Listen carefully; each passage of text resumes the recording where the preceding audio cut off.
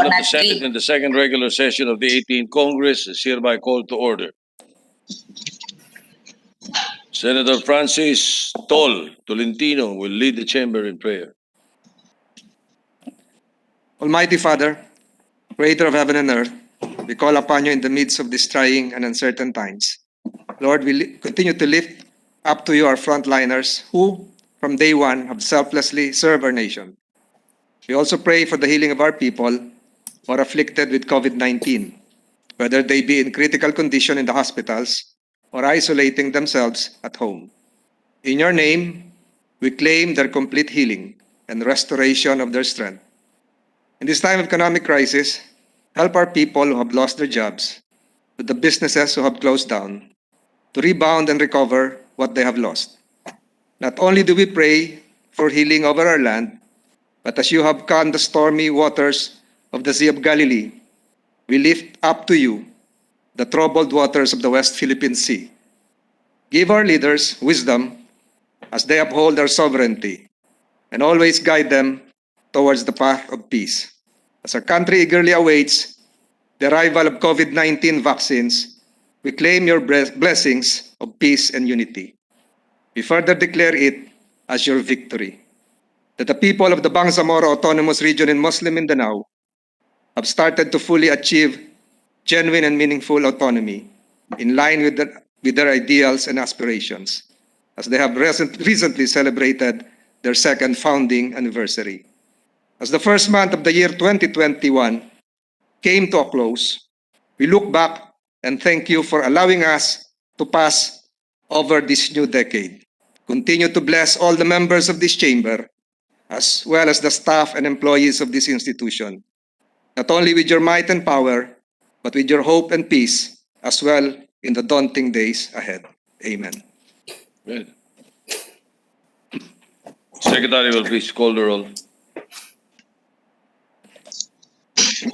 Roll call of members, the Honorable Senators Angara, Present. Binay, Present. Cayetano, De Lima, De La Rosa, Present. Drilon, Present. Chalian, Go, Present. Present. Gordon, Present. Ontiveros, Present. Lacson, Lapid, Marcos, Present. Pacquiao, Present. Pangilinan, Present. Pimentel III, Poe, Present. Recto, Present. Revilla Jr., Present. Tolentino, Villanueva, Villar, Present. Zubiri. Senate President Soto III is present.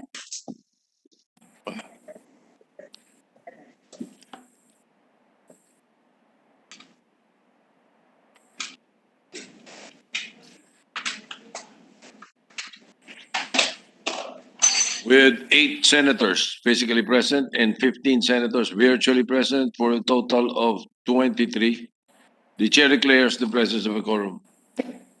Majority Leader.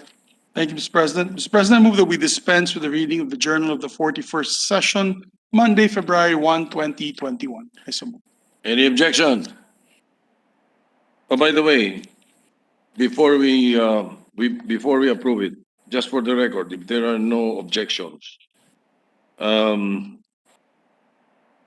with the permission of the chairman of the Committee on Local Government, the presiding officer wants to be a co-sponsor of the Republic Act 6222.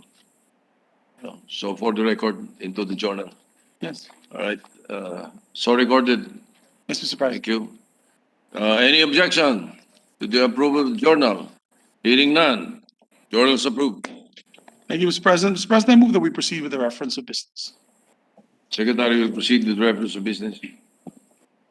Reference of business, bills on first reading, Senate number 2028, an act reapportioning the first legislative district of the city of Caloocan into 2 legislative districts, introduced by Senator Marcos.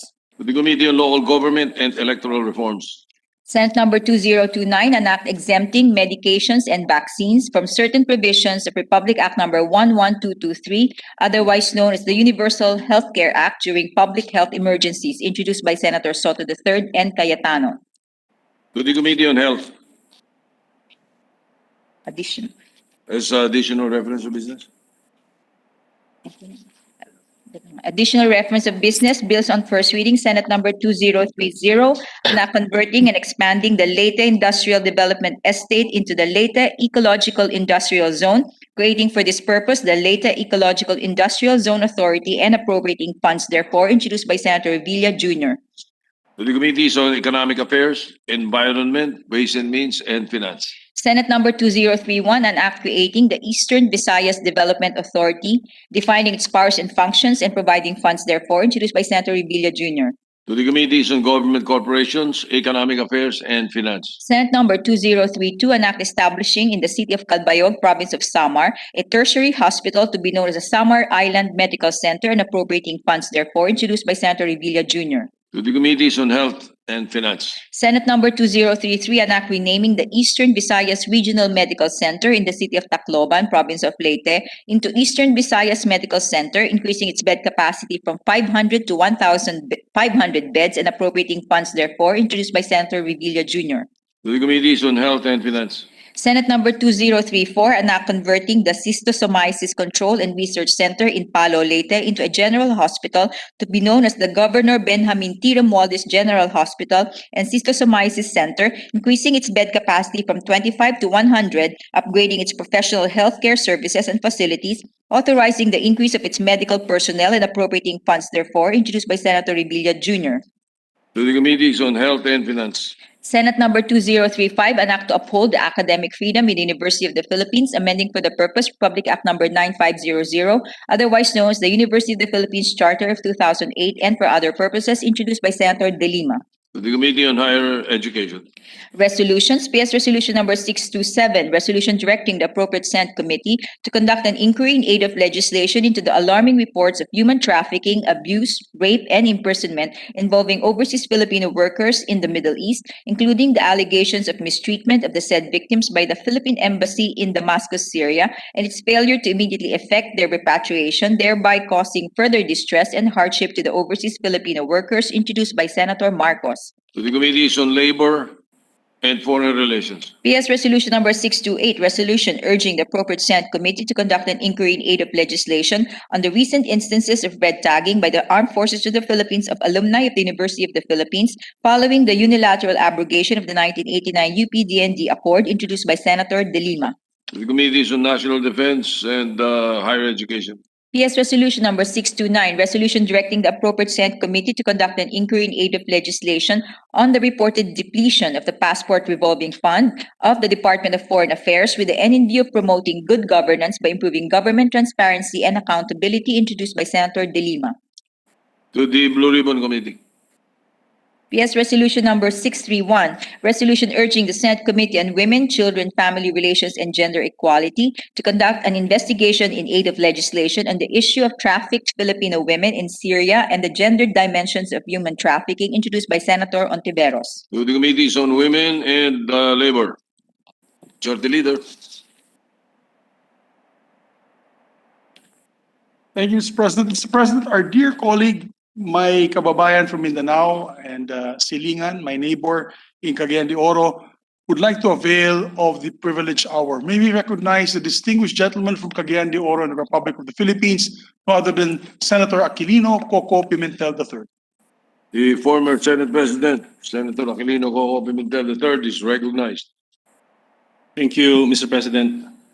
Mr. President, my distinguished colleagues, magandang hapon po sa inyo lahat. Today, I rise and take the floor on a matter of personal and collective privilege concerning the urgency of improving broadband connectivity in our country and how the Philippines may be one of the first countries in Southeast Asia to be covered by the Starlink connectivity. On December 28, 2020, this representation together with my legislative staff attended an online meeting with the representative of SpaceX a private space flight company owned by Mr. Elon Musk, who is now reportedly the world's richest person. The meeting was arranged by my good friend, Mr. Ramon Garcia, because we heard about this Starlink project and we wanted to know more about it. The video conference was part of the SpaceX initiative to discuss and educate on the Starlink satellite broadband project and its potential near global coverage of the populated world by 2021. As good news is for sharing, it is worthy to note that SpaceX assured me and my team that Starlink will be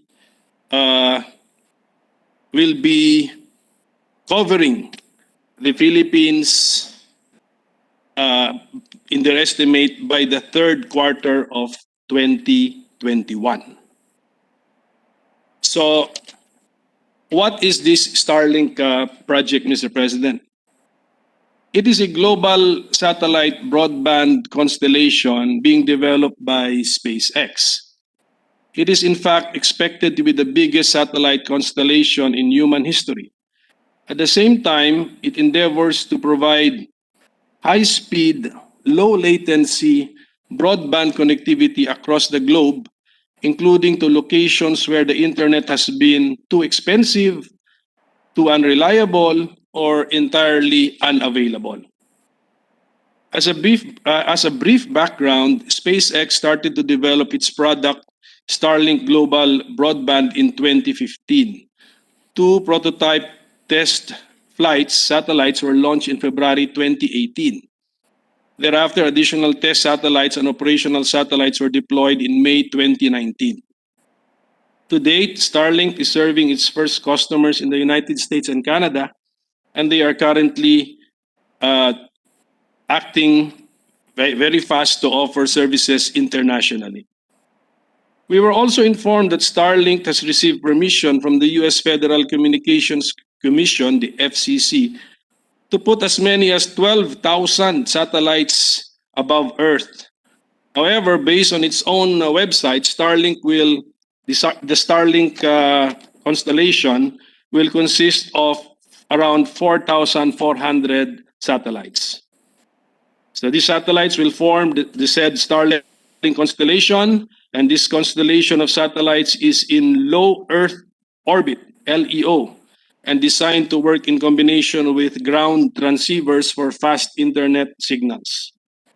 So how will this project possibly benefit the Philippines' communications and broadband landscape? As Starlink CEO Elon Musk would have it, Starlink will serve the hardest to serve customers that telecommunications companies otherwise have trouble doing with landlines or even with cell radio stations.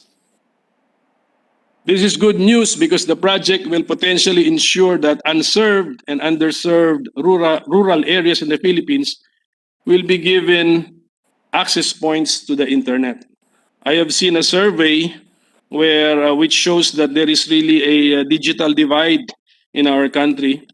Around 70% can access the internet, 30% do not access the internet because maybe they cannot access the internet.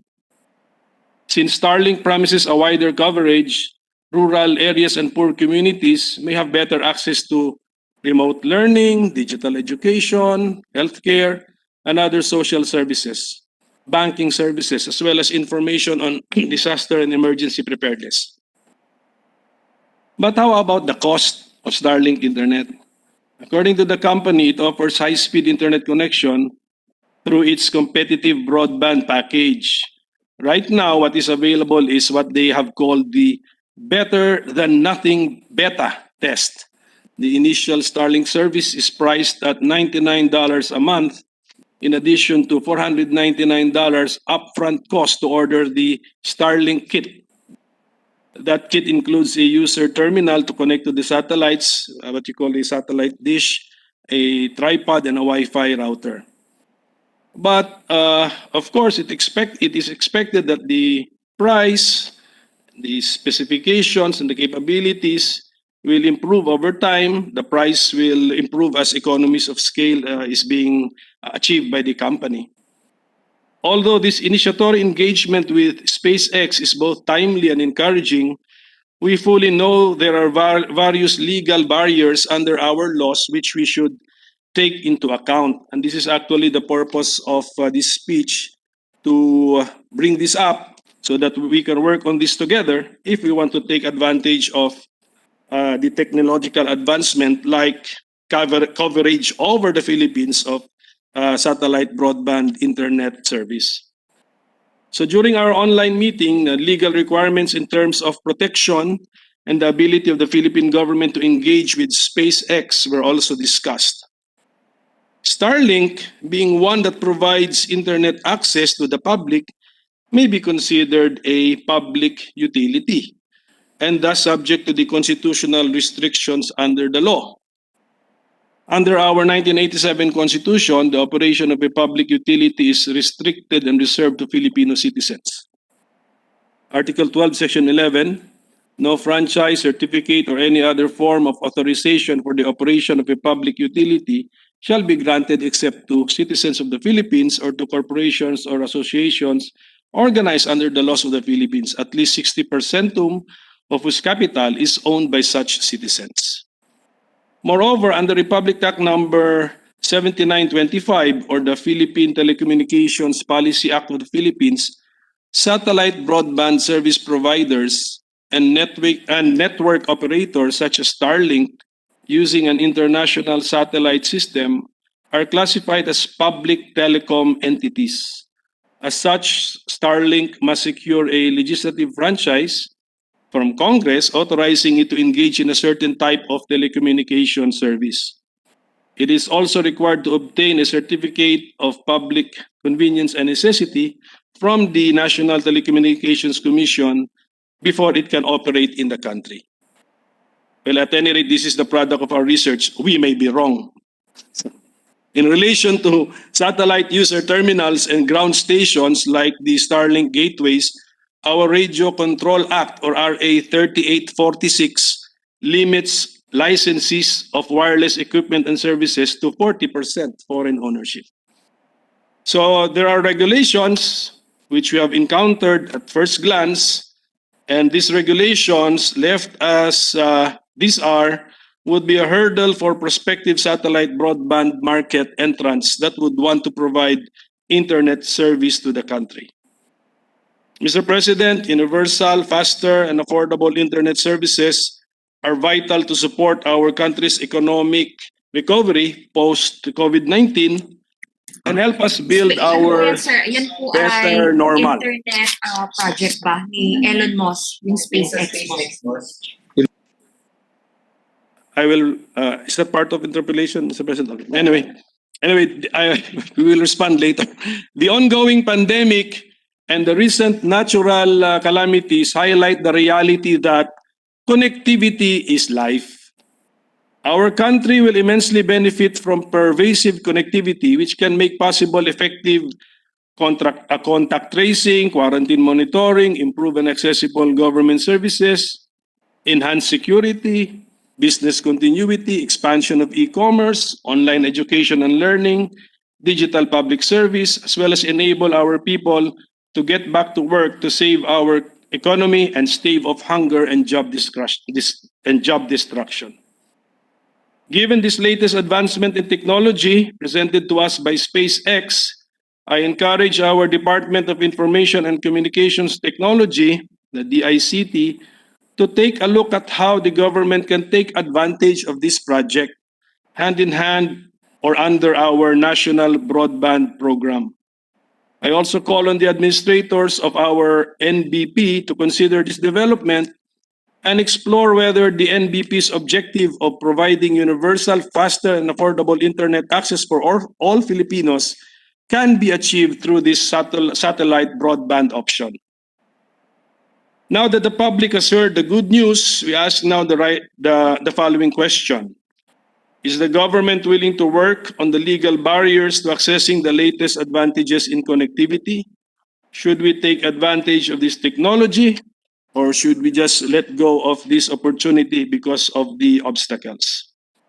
There are 110 million Filipinos in our country, and many millions of our citizens are in other countries, their host countries, or on the world seas, whose lives could be greatly improved by access to the internet.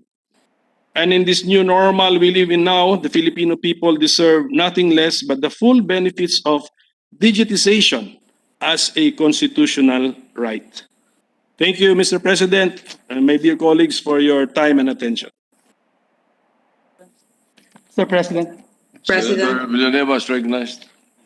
Thank you, Mr. President. With the distinguished gentleman from Cagayan de Oro, our good friend, Senator Pimentel, yield to some clarificatory questions, Mr. President, from this representation. Willingly, sir, and I will just try my best to answer.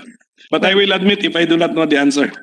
Thank you, Mr. President. I am not a techie person, and I would just put on record some of this representation's experience, and with regard to the privileged speech of the distinguished gentleman from Cagayan de Oro City. At the onset, let me put on record my appreciation and support to the gentleman from Cagayan de Oro. Indeed, connectivity is life, and to call for universal and faster internet connection, Mr. President, ay karapat-dapat lamang, especially nowadays that we are in this pandemic situation where we call almost everything, Mr. President, nagbago. May new normal in the way we conduct business, in the way we work, in the way we study, Mr. President. My first question, Mr. President, is if the distinguished gentleman from Cagayan de Oro aware of perhaps the average internet speed in the Philippines and how this particular speed here in the country are or compare to the global average internet speed? Mr. President, I do not know the averages, but of course I know the sentiment of the consumers that it must be slow because we have heard a lot of complaints. And before me are the different plans of PLDT, Globe, Converge, ICT Sky with the cost, with the price, and then the speed. So we can probably compare the speed at what price, given also the price of the projected price of Starlink connectivity. Yes, Mr. President. I have here with me, and I'm not sure if the distinguished gentleman from Cagayan de Oro would agree with this information. A World Bank study shows that the average mobile broadband download speed in the Philippines is only 16.76 megabytes per second. I don't know if this is for real, Mr. President. I encountered this particular study from World Bank. It's only 16.76 megabytes per second here in the Philippines, which is well below, Mr. President, the global average of 32.01 Mbps, Mr. President. So halos kalahati po, Mr. President. Yeah. Would the gentleman from Cagayan de Oro agree with this data? What I have is 18.49 Mbps as of November 2020. So still way below from the global average. the global of Yes. 32. Yes. Thank you. Thank you for that, Mr. President. And similarly, would the gentleman be aware of as to the average cost naman of internet connection in the Philippines? And again, how does it compare to other countries with the cost in other countries? I do not have the figure with me, Mr. President. The data that this representation gathered, Mr. President, according to International Telecommunication Union, mobile cellular services and fixed broadband services are priced at $22.24 for mobile cellular services. And for fixed broadband services, it's $59 per month. respectively, among the highest in the world, Mr. President. My only point, Mr. President, that I'd like to share with the body and the distinguished gentleman from Cagayan de Oro is that as the pandemic pushed us to adopt alternative work arrangements or attend school at home, a slow and expensive internet connection is clearly a threat to inclusion, productivity, motivation, and morale of Filipino workers and learners. Would the gentleman from Cagayan de Oro agree? Yes, I think, Mr. President, the good gentleman from Bulacan has captured real life scenarios. You know that difficult. I think we have seen footages of not only students but even their teachers. Climbing on top of roofs or maybe going to a hill just to get a mountain top or just to get the signal. So that's sad commentary of the actual state of affairs. But may I since I have seen my my information here about the price, Mr. President, I have here for the information of gentleman to compare to his source.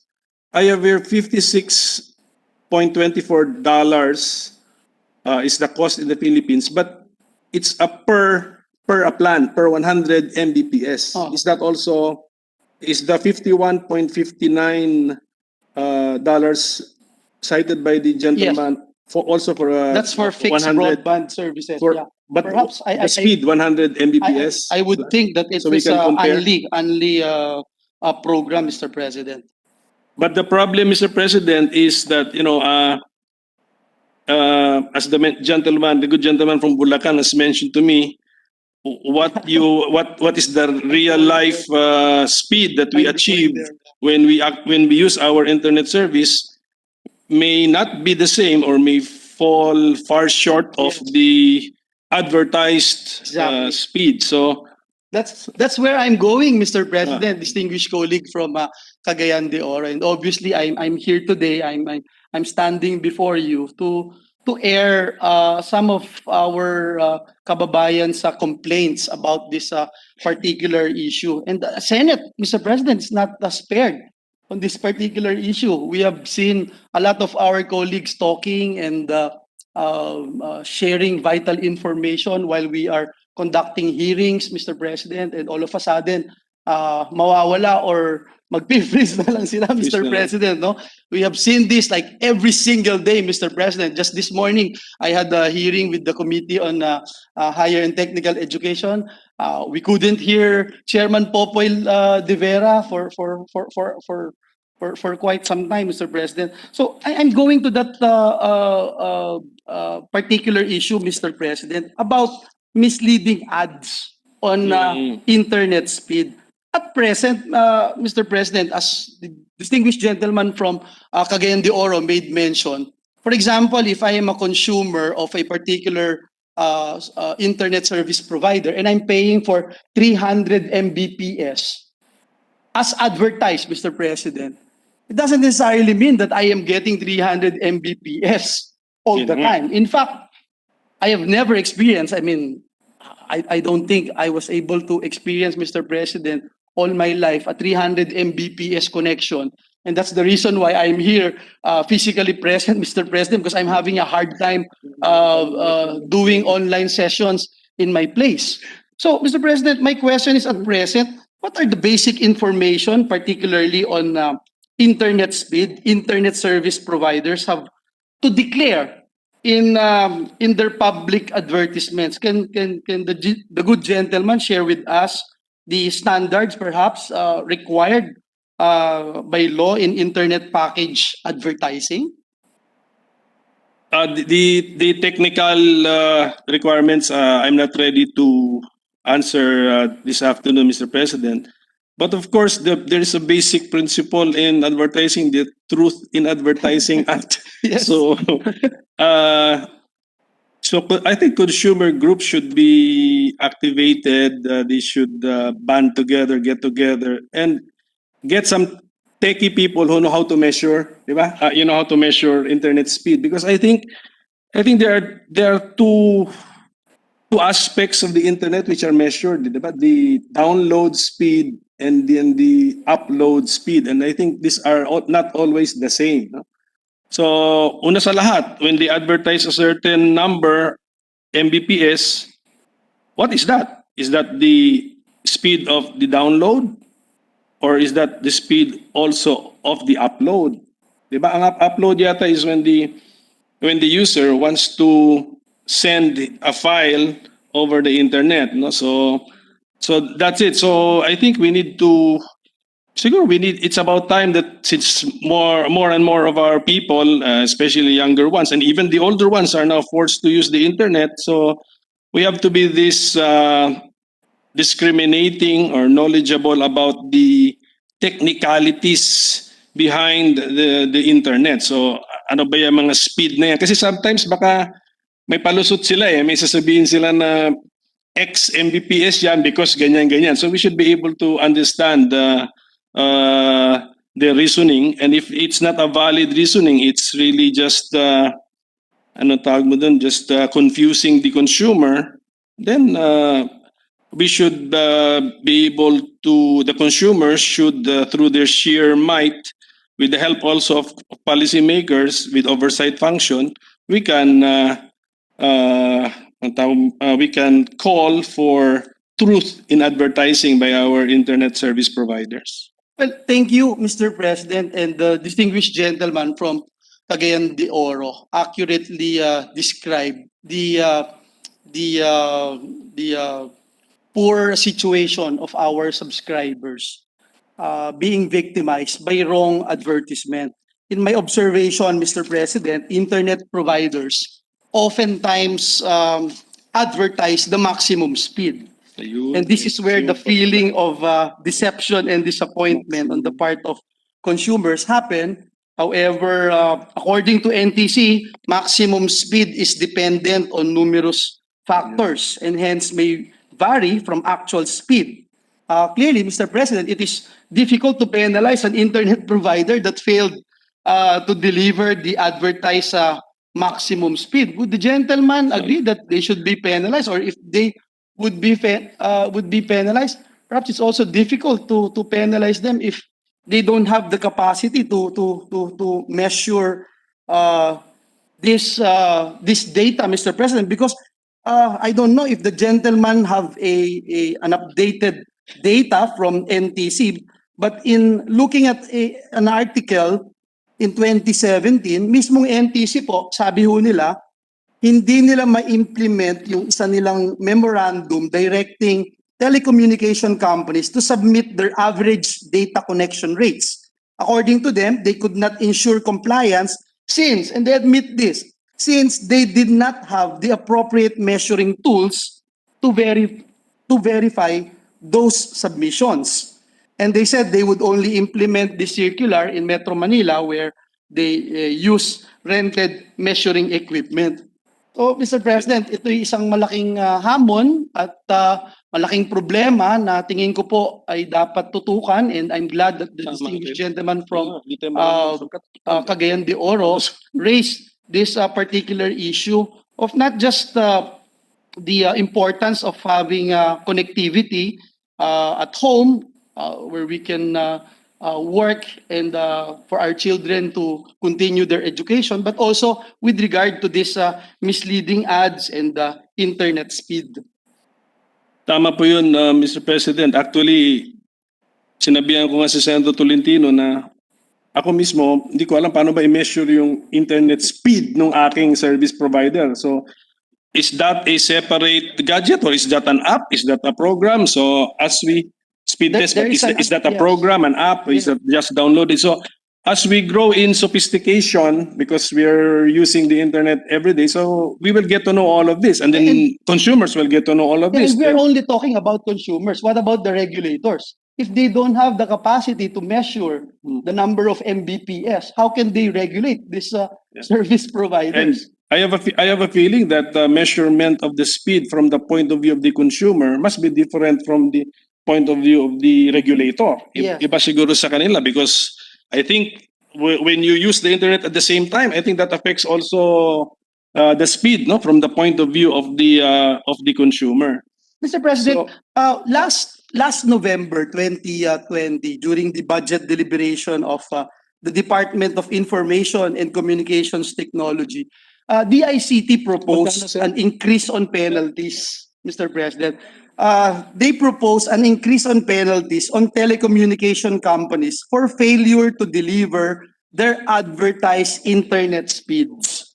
Mr. President, at present, based on the Public Service Act, Section 21, service providers are only imposed a 200 pesos fine per day of violation. Okay. In fact, DICT proposed that we increase this. In fact, they had the number, DICT proposed to increase this to 2 million pesos per day.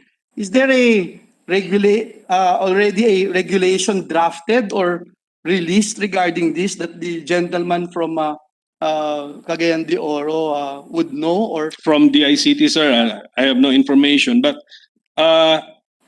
at any rate, if this should this speech be referred to a committee, the committee hearing the subject matter should take into consideration the interpellation of the good gentleman and all of the points and questions raised. So, tanong na rin natin ito. Idagdag na rin po natin para recorded na po ito. Itong parang may nag-text din sa akin na paano daw yung mga time na hindi niya ma-access yung internet? Down, parang down, service down. So, down ang service ng internet provider. Is that being deducted to the monthly service fee? Wala yatang ganyan. There's no rule and there's no technique Or also mechanism. mechanism to determine how long it was down and to determine the amount to be subtracted from the monthly subscription fee. So maybe during the hearing, the resource persons can be asked to be prepared to respond to the points that we have raised, Mr. President. thank you, Mr. President, and I agree with the gentleman from Cagayan de Oro that we all know that one of the basic rules in consumer rights is that goods and services must be fit for purpose of satisfactory quality and as described, Mr. President, no, para hindi tayo nagogoyo. Another thing, Mr. President, before I end, is the issue that concerns bandwidth throttling, Mr. President. I'm not a techie person. When you talk about bandwidth throttling or the act where the internet provider is deliberately slowing down the internet service, perhaps to maximize profits, perhaps to expand their services, especially in cases where it has detected too much usage or traffic. The question I'd like to pose to the good gentleman who is also our bar top notcher here in the Senate is this legal, Mr. President? Well, actually, Mr. President, that's the first time I have heard of that term. Bandwidth throttling. So, we'll just study it after this exchange, Mr. President. But of course, that's why I asked myself, can that be done? I mean, technically, can that be done? So can they intentionally slow down the speed of the internet or their internet service? If the answer is yes, and they are doing this intentionally, despite the advertisement or the come on to get the consumers that this is the speed, and then they're doing that, playing around with the speed. I think offhand I can say that there must be some violation of either the consumer laws or advertising laws, Mr. President. Thank you. So that means that the topic or the practice, this phenomenon needs further study, Mr. President. Yes, and our regulators should step up, Mr. President. Perhaps, and we hope that our regulators, such as the Philippine Competition Commission, would look into this. We heard that under certain circumstances, bandwidth throttling can be considered an issue, Mr. President, of abuse of dominant position. So I hope that we will be able to raise this at the proper time at the committee level. And one last thing that I'd like to raise, Mr. President, the issue of contracting of internet companies. I remember when we were tackling the issue of end of contract or endo, some companies would always say, oh, it is not part of our mother company. It is a subcontracting company. And again, I'm not questioning the business model of subcontracting. I'm sure it is legal, and we continue to promote subcontracting for obvious reasons, Mr. President. But on the issue of internet services, Mr. President, and this is another personal experience that this representation had when we asked for service for a particular internet service provider. A certain contractor came in and they started asking us to buy, for example, peripherals, cables, etc. And if you don't agree with them, you would have to go to the mother company or to the internet provider, and it will take hundreds of years again for you to get a schedule for this internet workers or subcontractors to fix your internet cables, Mr. President. So may I know the gentleman's perspective on this particular sector of internet connectivity with regard to subcontracting, Mr. President? Well, the internet service provider, just like any vendor of a certain item or a service, must always have in mind the policy of keeping their customers happy and make sure that they have what is called after-sale service, efficient, and then not use the fact that it's a third party, contracted third party which provides the service, because that's supposed to be part of the relationship now of the internet service provider with the consumer. So if this if this contracting method is also now being used to avoid or evade some of the responsibilities or obligations of the internet service provider, then I think if this is also now a pervasive practice, then I think we should also take a look at this.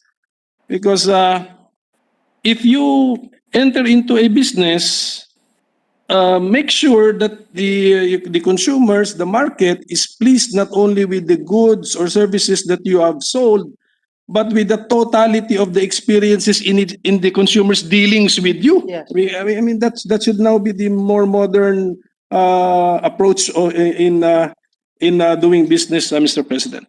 Thank you, Mr. President, and I agree with the distinguished gentleman from Cagayan de Oro City that accountability is a must. No, whenever they come here, for instance, in Congress and ask for a franchise, and we give the franchise, etc.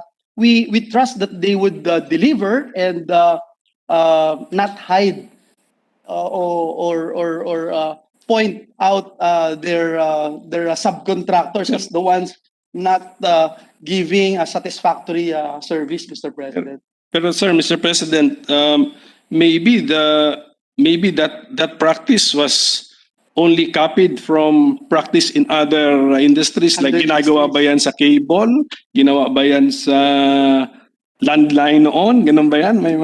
Well, most probably, Mr. President, I might not be able to pinpoint which particular sectors they are doing this, but in my personal experience, this is what I experienced the past few months, Mr. President. In fact, these subcontractors would even go out of their way and give you a good sales talk, Mr. President, for you to buy this and that without the knowledge of the mother company. So again, Mr. President, and may I interject? and the consumer never in the first place dealt with them. The consumer dealt with the Yes, internet service provider. If you are to pay the subcontractors, you need to pay the mother company, the company that contracted this subcontracting firm. So, again, that is the main reason why I am raising this particular issue. Again, I will no longer belabor the issue. I'd like to thank the distinguished gentleman from Cagayan de Oro for listening and entertaining these representations questions. I know and I believe that a lot of our kababayans are interested in these particular issues. The concerns po ito, Mr. President, ng ating mga workers, concerns po ito ng mga workers natin na nagwo-work from home, yung mga estudyante po natin na nag-aaral sa kanilang mga bahay. So maraming salamat, Ginoong Pangulo, at sa ating distinguished colleague. God bless us all. Thank you, Senator Villanueva. Thank you. Mr. President. Mr. President, Senator Grace Poe would like to be recognized. Senator Grace Poe is recognized. Thank you, Mr. President. I'd just like to react to the privileged speech of our colleague from Cagayan de Oro. I would like to thank him for bringing out this exciting possibility. I also had a briefing earlier this morning with the representatives of SpaceX, and as pointed out by our colleague, there are certain issues that are that need to be addressed with regards to the possibility of opening up a player in the technology that they are offering, which is satellite technology for connectivity. Mr. President, as mentioned by our colleague, the cost at this point is quite prohibitive for the regular subscriber. It's about, and I'd like to mention it again, it's about $500 just to set this up. So it's about 25,000 pesos. And then after that, there's an additional cost, which will be higher than what other subscribers are paying to the other telcos that they are now subscribing to. Now, having said that, that's not necessarily a bad thing later on, because there's probably a niche market that will be able to afford this technology. And we're also looking forward that in the future, with more subscribers, the costs will go down. Bababa rin pag marami ng subscribers. Of course, we are hoping that that will happen. But in the meantime, that will be a big concern, is the cost. Number two, as also mentioned by the colleague, and I'd like to reiterate, the ownership provisions in our Constitution is discouraging for other investors, particularly this one of SpaceX. The 60-40 ownership is a concern for them. So I don't think they're willing to partner up if they don't have any control, because number one, of course, it's technology sensitive, and a lot of the technology or the technical data involved here is probably patented to them. So they may not be able to share it with the owners if some of them are of foreign status. So these are two very important issues: ownership, number one, and number two, cost. Now, another thing that was raised by another colleague from Bulacan is the cost of the penalties to the telcos. That is true. That's why we had this hearing on the minimum internet speed.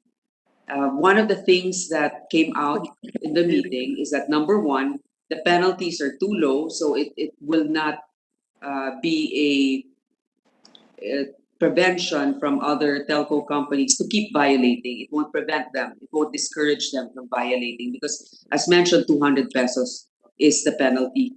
In the bill that we have now, we are trying to increase that to 2 million pesos, and that they should at least deliver a high percentage of their minimum their maximum advertised standard. So for example, they advertise 300 Mbps.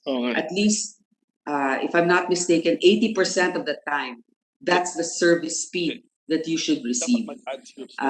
So hopefully we can pass this bill soon enough so that the telcos will be compelled to act. Now, with regards to the connection that we had when we had the SIM card registration hearing, we have experienced ourselves the difficulty of conducting online hearings because of the intermittent signal.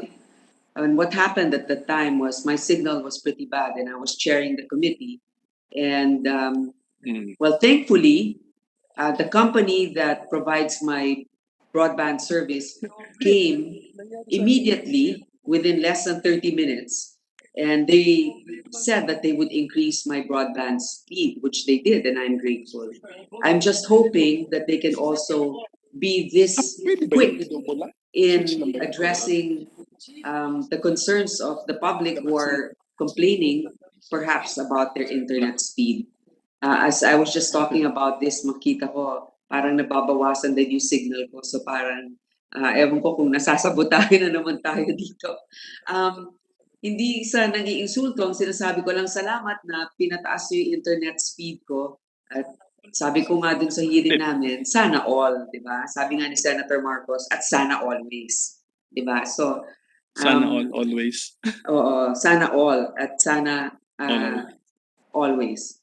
Now, I would also like to say that, of course, we would like to associate ourselves with a company like SpaceX with a very innovative culture headed by Elon Musk. And I would hope that we can probably find a solution, not in overhauling the Constitution itself, but with the passage of the Public Service Act, which will increase or which will allow foreign ownership in certain industries. Because with that, hindi na naman tayo mapag-iwanan. Just in our Viber group, somebody sent the news that this year, in Vietnam, the citizens of Vietnam will actually be richer than us. That is quite sad kung napapag-iwanan na naman tayo dahil sa mga desisyon na hindi natin nagawa agad o ayaw nating gawin dahil lamang merong mga iba na pumipigil. Ilang beses ng maraming mga development projects ang urong-sulong dahil mabagal ang approval. Kaya sana sa panahon na ito ay gumawa tayo ng aksyon na mga ganitong uri ng kumpanya ay maaaring mamuhunan sa ating bansa. Pero hindi gawing hostage ang ating konstitusyon. Yun lamang po. Maraming salamat. Senator Pablo Lacson is recognized. Thank you, Mr. President. The issue I wish to discuss with the distinguished gentleman from Cagayan de Oro is on the legal complications and possible constitutional restrictions, as you mentioned in your privilege speech, if you're willing to Yes, sir. just possibly a couple of questions. Now, does your research include the availability and access to mobile satellite equipment here in the Philippines as we speak? Our research led us to, number one, the Constitution, the RA 7925, Public Telecommunications Policy Act of the Philippines, Mr. President, and also the Radio Control Act, sir. So only to those laws, but my question is, as we speak, do you know of any similar satellite installed in that's actually operating in the country? providing internet access. Sir, Yes, communication. communication. I asked that question, Yes, sir. Mr. President, because I came across an article about the Inmarsat, a UK space agency, and a consortium of local NGO partners that have already institutionalized satellite communications into disaster response mechanisms in the country, regularly hit by natural disasters. The point I'm trying to raise, Mr. President, is if they can do it, as apparently they're actually doing it right now without being confronted by legal, with any legal challenge. Maybe when we can find out how Inmarsat, which is a UK space agency and its consortium of local NGO partners, operate the same, Yes, sir. Mr. President. Thank So- you. Yes, Mr. President, I would like to thank Senator Lacson for bringing that out. But probably the key idea there is with local NGO partners. So that is what we need to find out. What is the partnership agreement with Inmarsat, admittedly a foreign corporation, UK a United space agency. Kingdom owned corporation, partnering with local, when you say local, Philippine NGOs. Yes. Yes, siguro sir, they can explain to us the That's relationship, the details of the relationship, the mechanics of the relationship. Whether it's a business relationship or Yes. only for purposes of Disaster. addressing disaster Yes, sir. in the country. Yes, sir. It further states that field offices are now operating mobile satellite communication equipment, which makes use of Inmarsat Global Express system of satellites. So it's already here, Mr. President. We only need to find out kung ano yung mga legal Yes, maneuvers na ginawa nila, if these are maneuvers. Because I suppose these are registered entities under the Philippine laws. I'm not sure, again, I'm not sure if it's for business, Yes, sir. if it's a business partnership or just for the purpose of addressing calamities, Mr. President. So maybe it's worth looking into. Yes, sir. Yes, I agree. So thank you for bringing that up. So we will have to look at the Inmarsat experience. Yun po. Whenever or wherever this matter is heard, if we could invite Inmarsat representative or the NGO partners to share with us how they were able to do it At the proper time, Mr. Yes, sir. President. Yes, sir. Thank you, Mr. President. Thank you, sir. That's all. Thank you, Mr. President. Thank you, my dear colleagues. All right, Majority Leader. Thank you, Mr. President. Mr. President, I move that the speech of the gentleman from Cagayan de Oro be referred to the Public Services Committee as primary committee and the Committee on Trade and Commerce as the secondary committee. So moved, Mr. President. All right, hearing no objection, the privileged speech is hereby referred to the Committee on Public Services and the Committee on Trade. Thank you, Mr. President. Before we tackle our other measures on the floor, if I may be allowed to report out to the plenary, Mr. President, our rules meeting that we had last Monday morning together with Senator Franklin Drilon, our minority floor leader, and some members of our panel. If I may be By all means. allowed. Thank you, Mr. President. Mr. President, we are happy to report that the Committee on Rules, upon the meeting yesterday morning, that was yesterday morning, we're only Tuesday, I thought we were Wednesday. Yesterday morning, Mr. President, has resolved standing concerns regarding our legislative priorities, particularly the possible conflict between Senate Bill number 244, or the Right Sizing of National Government Act, authored by no less than our dear Senate President, Senator Soto, and the bills regarding the creation of new agencies such as the Department of Overseas Filipinos, the Department of Disaster Resilience, and Department of Culture, and Department of Water Management.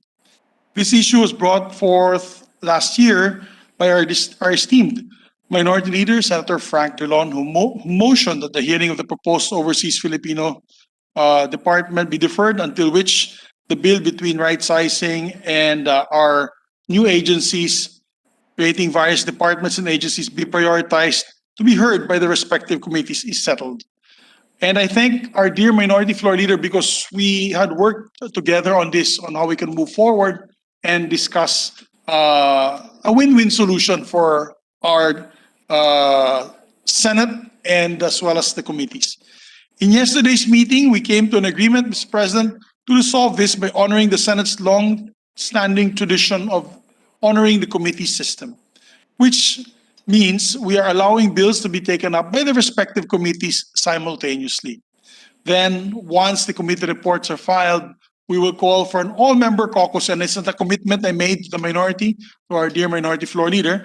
Once the committee reports are filed, through an all-member caucus, we can discuss how we may prioritize these bills in the legislative calendar for plenary deliberation. As your Majority Floor Leader, Mr. President, I take pride in consensus building. I do not dictate to our colleagues. I always ask our colleagues their priorities, and of course, the priorities of the chamber. By practice and tradition, Mr. President, we have always been given the committee. We've always given the committees, rather, their own prerogative in handling matters referred to them. And since all the bills in question are still at the committee level, we cannot truly determine yet if the reports will actually be in conflict, Mr. President, or even be taken up at all, even in the committee level. Our legislative calendar for plenary discussion is a matter entirely, Mr. President, for which there's no explicit policy in our rules on how bills are to be prioritized for plenary debates. Although there's Section 36 in Rule 13 of our Senate rules, your majority leader is always guided by the consensus among our members. We will defer to the body's collective wisdom and discretion regarding the prioritization of these bills for our plenary discussions. We trust that the committee reports will guide us in coming to a decision regarding which bills, Mr. President, needs to be taken up on the floor first. We thank our minority floor leader. I truly thank him, Mr. President, for his wisdom and for his guidance and always alerting the chamber to possible policy issues like this. It is important that we are able to review these types of situations so we can resolve them and proceed with clarity and certainty.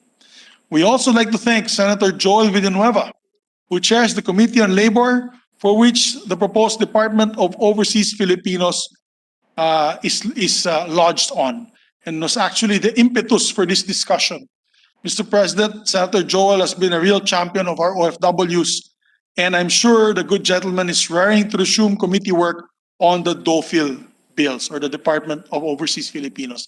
Siya talaga ang araw-araw tumutulak nito, Mr. President, because not only is he interested in this measure, I know Bulacan, the great province of Bulacan, and the great provinces of Central Luzon, which areas he represents, is full of families from overseas Filipino workers. So again, we thank the members of the Rules Committee, and we wish our concerned and affected committees the best of luck as you resume your work on those bills, on your bills, remembering always that over everything else, the priority of the Senate, Mr. President, is to look after the welfare of the Filipino people. Maraming salamat po, Mr. President. All right, we place on record the report made by the majority leader as chairman of the Committee on Rules. Thank you very much, Mr. President. With that, I move that we resume consideration, if our dear colleague Senator Francis Tolentino is ready. We resume consideration on the discussions of House Bill number 6598. This is in the period of amendments, Mr. President. I so move. Any objection? Hearing none, consideration is in order.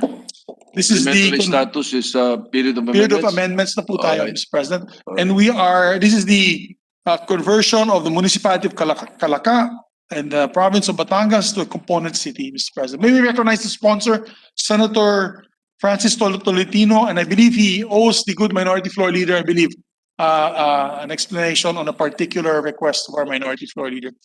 Mr. President, may we recognize Senator Tolentino. Senator Tolentino is recognized. Thank you, and the Mr. minority leader, go ahead. Minority you. leader is recognized. Thank you, Mr. President.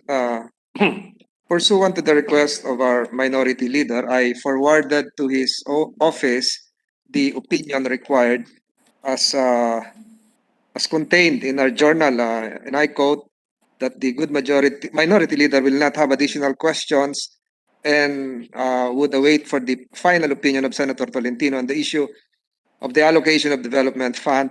Mr. President, I forwarded on even date the said required opinion, giving a copy thereof to the majority leader likewise. And basically the contents of the opinion, Mr. President, is that the twin cases cited might not be applicable to the Calaca bill because the issue under consideration is in section 12 is merely directory, as the word may was used when Calaca was, if converted into a city, was given a direct discretionary option to use a portion of their funds for environmental protection purposes, Mr. President. And with the permission of the minority leader, the opinion mentioned a while ago would be part of the records of this proceeding, Mr. President. So I will turn over a copy to the Secretariat, Mr. President. And for the information of the body, your committee will no longer pursue committee amendments and will embrace the expanse and legal attributes of House Bill 6598 as submitted and contained in Committee Report number 154, Mr. President. The minority leader is recognized. Senator Drilon. Thank you very much to the gentleman from Cavite for spreading into the record the interpretation of that particular provision in the proposed charter of Calaca, of the city of Calaca. Just to spread into the record that the provision on the allocation of 10% for environmental concerns is not an obligation or allocation of the funds of Calaca. It is only discretionary on the part of the city council whether or not such allocation will be done in their annual budget. Is that a correct interpretation, sir? That's a correct interpretation, Mr. President. Yes. On that basis, Mr. President, we are satisfied that indeed we are not running afoul with the decisions of the Supreme Court, which prohibits national government from interfering in the disposition of the ERA and the local funds generated by the local government units, since the good sponsor has said that the provision in the proposed charter of Calaca will only, is not an obligatory obligation or allocation of local government funds or the ERA, but only a suggestion addressed to the better judgment and discretion of the city council. Is that correct, sir? That's correct, Your Honor. It's merely persuasive in character, Your Honor, Mr. President. Which is persuasive, Your Honor? The provision of the law? No. The discretionary meaning of the word may is a suggestion to the future City Council of Calaca that they may use, if they want, if the proper need arises, to allocate 10% for the protection of the environment of Calaca. Just a final question. If they do not allocate the 10%, they are not violating the charter. Yes, Mr. President. Thank you very much. With those clarifications, we have no further question. We have no objection to the passage of this bill and would endorse its approval at the appropriate time. Thank you, Mr. President. Thank you to the minority leader as well for his wisdom and guidance in shepherding this bill. Thank you, Mr. President. No, as I mentioned, Mr. President, your committee will no longer propose amendments. With that, Mr. President, and the people of Calacar have been waiting for this moment. Mr. President, I move to close the period of amendments on this measure. I so move, Mr. President. Any objection? Hearing none, period of amendments closed. With that, Mr. President, I move that we approve on second reading House Bill number 6598. I so move. Any objection? Chair hears none. House Bill 6598 is approved on second reading. Congratulations to the people of Calaca and to our chairperson, Mr. President. I move that we suspend consideration to act on third reading on Monday. Consideration of the measure suspended. Thank you, Mr. President. Next online in our agenda, Mr. President, is with the bill permission, on... with the permission of our majority leader and the Senate President. Yes, sir. May we recognize our Senate Senator President Ralph Pro Tem. Recto, President Pro Temp is recognized. Thank you, Mr. President. Thank you, Majority Leader. I'd just like to thank our sponsor, the chairman of the committee who sponsored this measure, and the minority leader, and all our colleagues for supporting this measure, for passing the fifth city in the province of Batangas. Maraming salamat sa inyo. Thank you very much. All right. Thank you, Mr. President. Congratulations, And Senator Recto. congratulations to our dear colleague from Batangas, a new city. And rightly so, it is in an area of the first district. Wala pa pong silang syudad dun. So that'll be great that there's a city in the first district of Batangas. Mr. President, we'd like to resume consideration of Senate Bill number 1886. This is the jurisdiction of the Metropolitan Trial Courts. So, Mr. President. Any objection? Hearing none. 1886, consideration is in order. Mr. President, I move that we recognize our distinguished colleague from Zambales, Senator Richard Gordon, and as well our minority floor leader for his amendments, Mr. President. Senator Richard Gordon, gentleman from Zambales, is recognized. To interpolate is the minority leader, Senator Franklin. I think I'm sorry, Mr. President, we were already in the period of amendments. So what the motion is to open the period of amendments, Mr. President. All My right, the apologies. motion is for the parliamentary status. Motion is for the period of amendments to be open. Any objection? Hearing none, period of amendments open. Give me the, no, sorry, Pats. Senator Gordon, Mr. President, is to sponsor. And Yes, I believe Senator Senator Gordon Yes. is a sponsor, and any committee amendments? None, Your Honor. I was waiting for the amendments of Senator Drilon at the moment. But Senator Aquilino Pimentel III is seeking Just the to floor. clarify You're the- recognized. Thank you, Mr. President. To clarify the parliamentary status of this measure, I think the last time Senator Drilon proposed an amendment to Section 3, to which proposal I expressed some grave reservation, Mr. President, and I think we agreed to step on the brakes, have a couple of days to think about the proposed amendment of Senator Drilon, which basically is about, sir, if you remember correctly, delegating the power of the legislature to apportion the jurisdiction of the courts to the Supreme Court.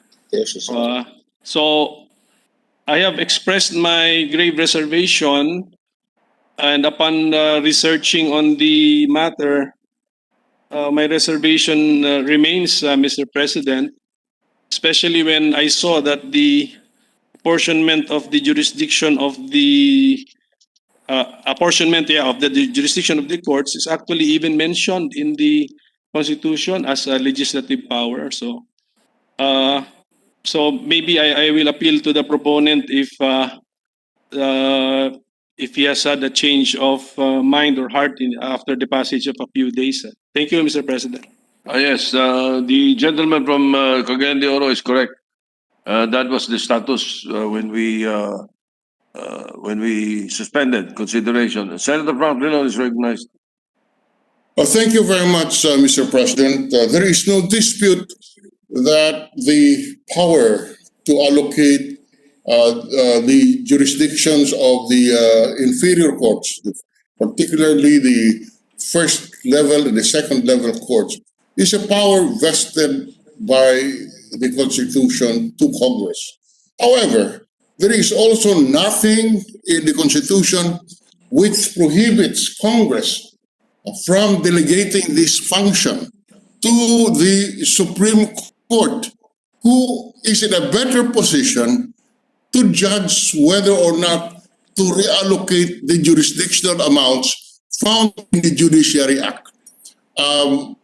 As a reality, Mr. President, you have been in the Senate for 4 terms, if I may recall, and in every instance that we reallocate the jurisdictional amounts between the second and the third, or the first and the second level courts, we consult the Supreme Court. We never inserted any provision on jurisdiction without the concurrence of the Supreme Court as a respect to the co-equal branch. So that is a practical matter. And it is the Supreme Court who drafts or who decides on the jurisdictional amounts. It is on this basis that we thought that the Supreme Court, having supervision over our court system, should be given that delegated authority.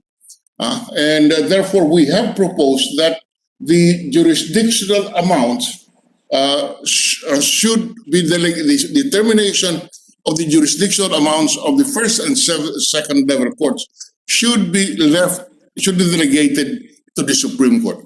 Let me assure the gentleman that we have consulted the constitutional experts on this issue and have expressed no objection to this proposal. Thank you, Mr. President. Mr. President. Mr. President, as I have expressed last, I think this was tackled last Wednesday, even if we assume that the proposed amendment is constitutional for complying with the requirements of a valid delegation of legislative power, for example, there is still, after the question of constitutionality kasi is the question of whether it is a wise policy. So a question of wisdom.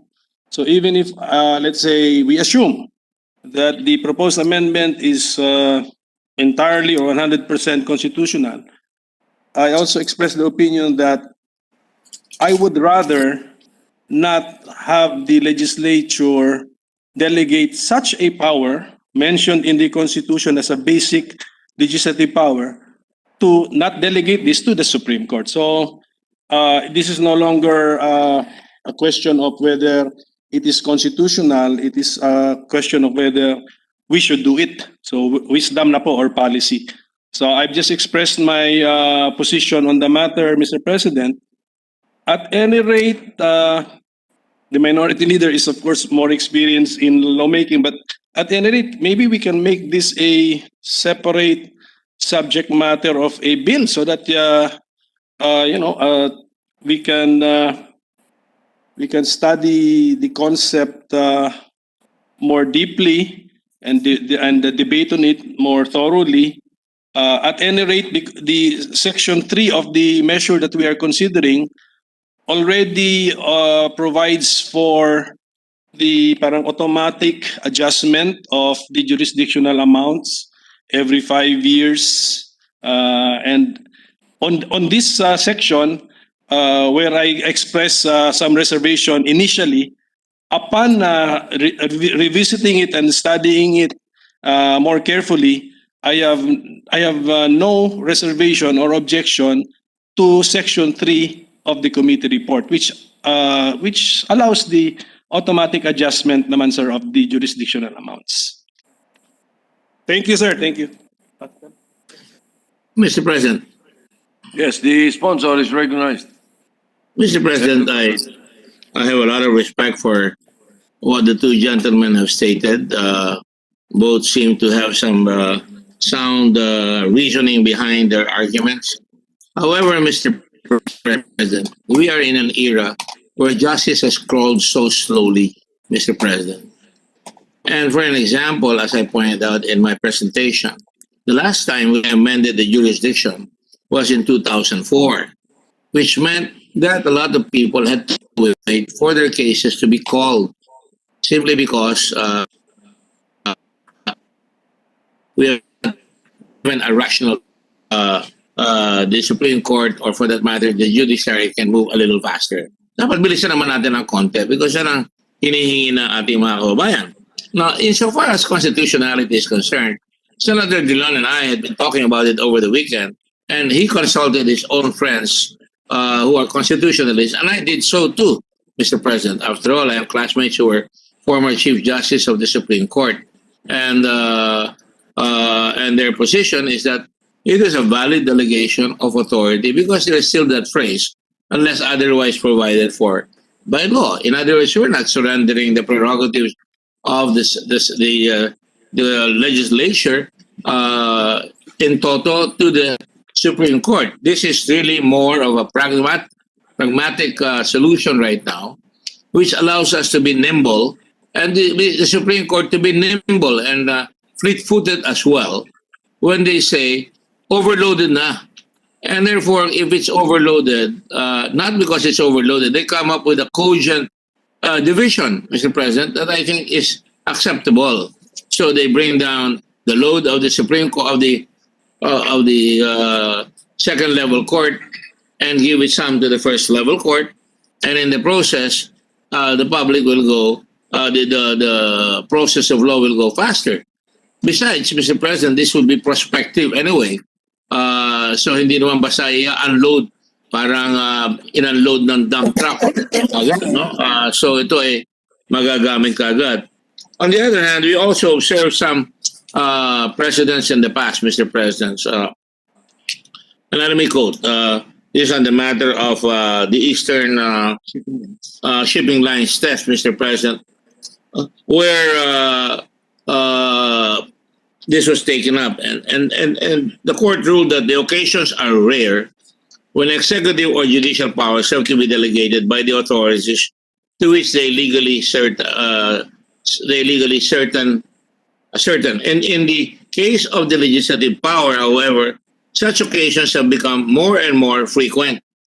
If not necessary, they have led to the observation that the delegation of legislative authority has become the rule and its non-delegation the exception.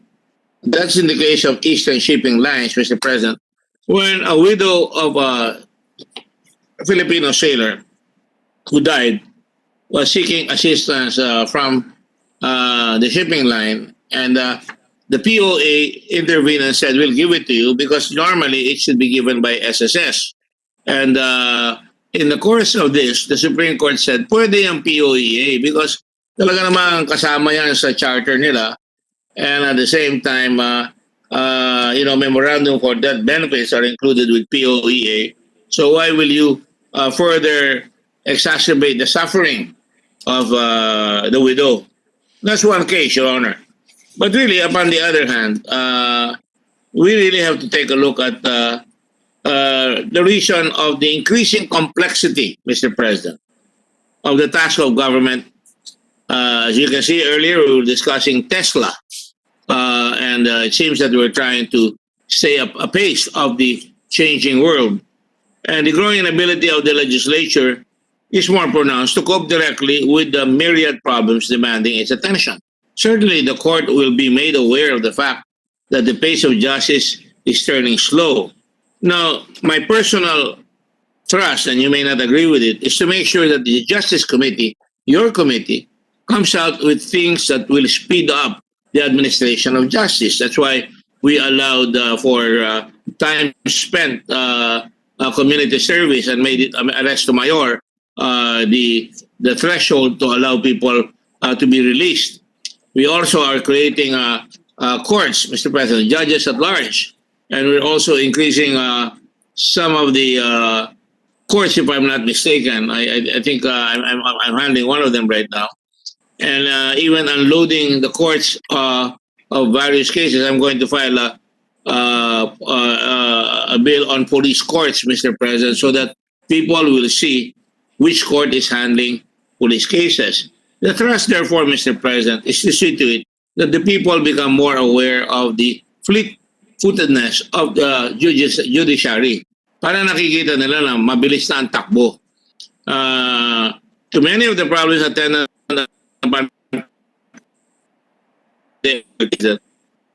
you may not have the competence the required. I'm sure this is this is just a way of saying it, but I know we do have the confidence, but we are not as nimble. To get a law passed, you have to get two sides of the Congress to agree.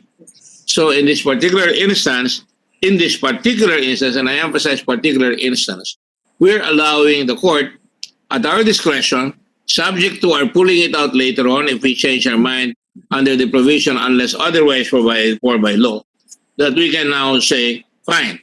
Also, there is that every 5 years, although the Supreme Court can make that review, so much so that if there is still an overloading, then they can act nimbly. So, Mr. President,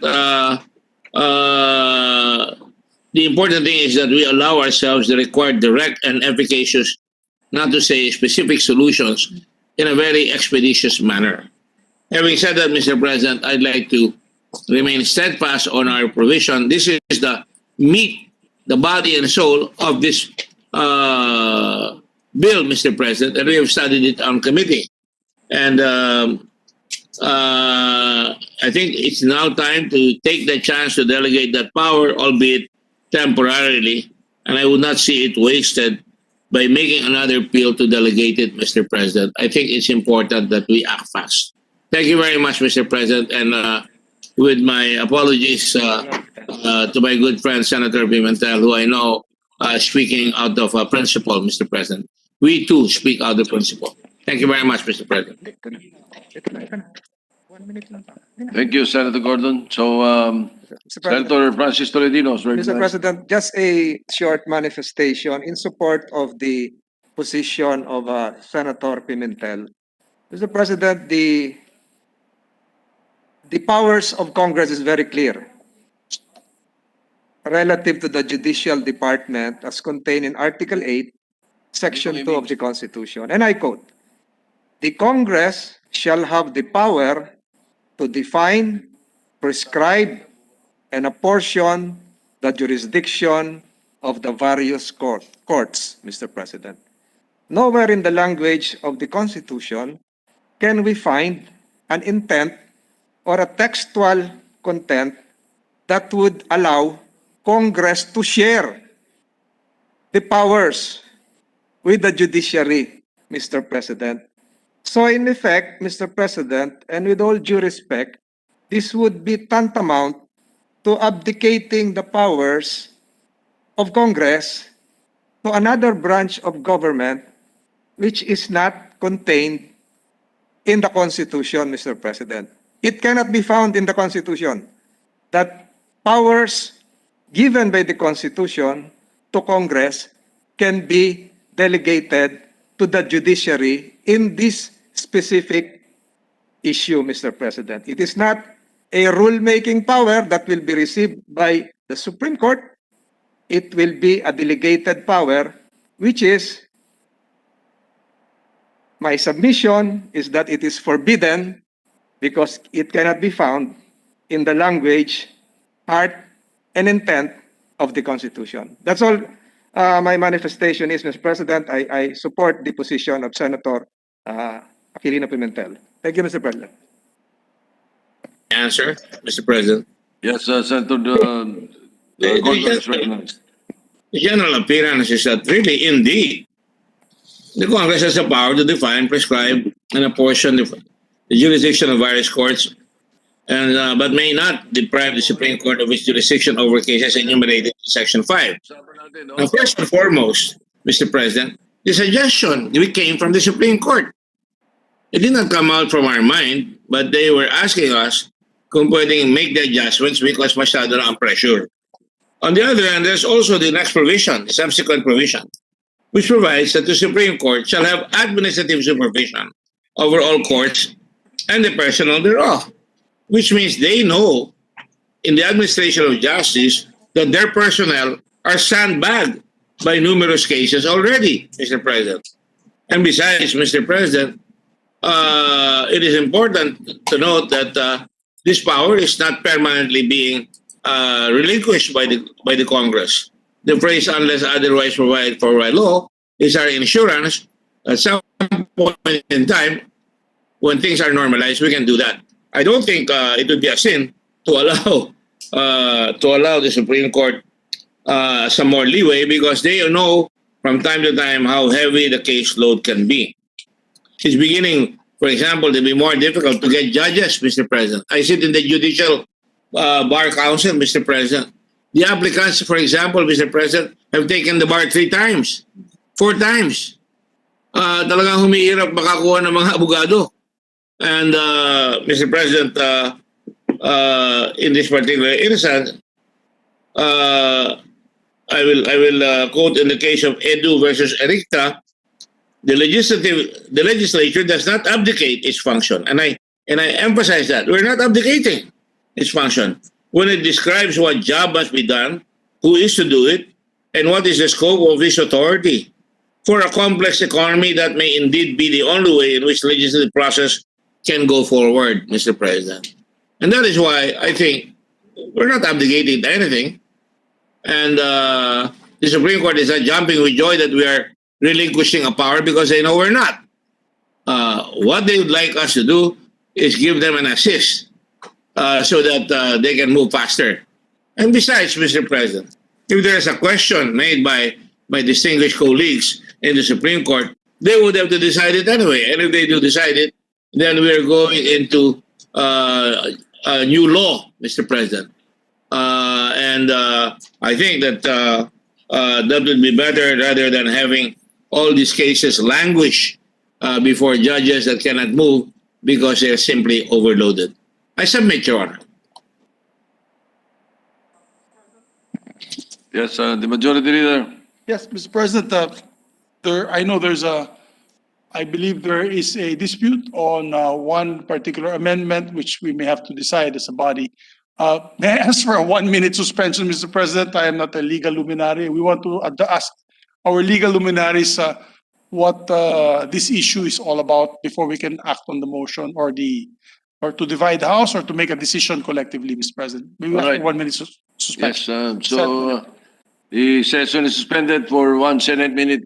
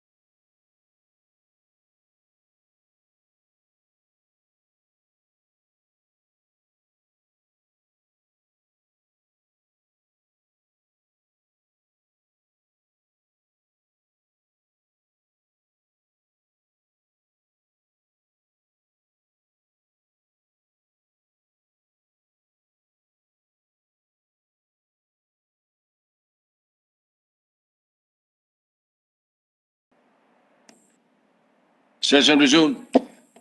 Thank you, Mr. President. Thank you, Mr. President. I believe the break that we had in the lounge was able to give us an idea of the discussion at hand with the measure on the Metropolitan Trial Courts, Mr. President, thoroughly discussed by our two legal experts, Senator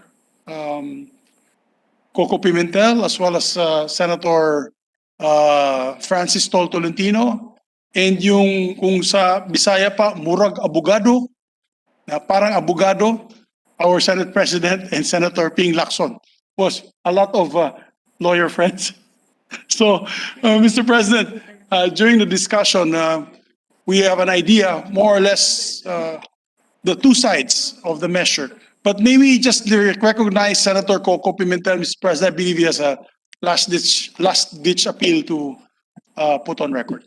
Yes, okay. The parliamentary status is that we're still in the period of amendments, and we suspended because of a pending amendment that is being asked, a question by Senator Pimentel.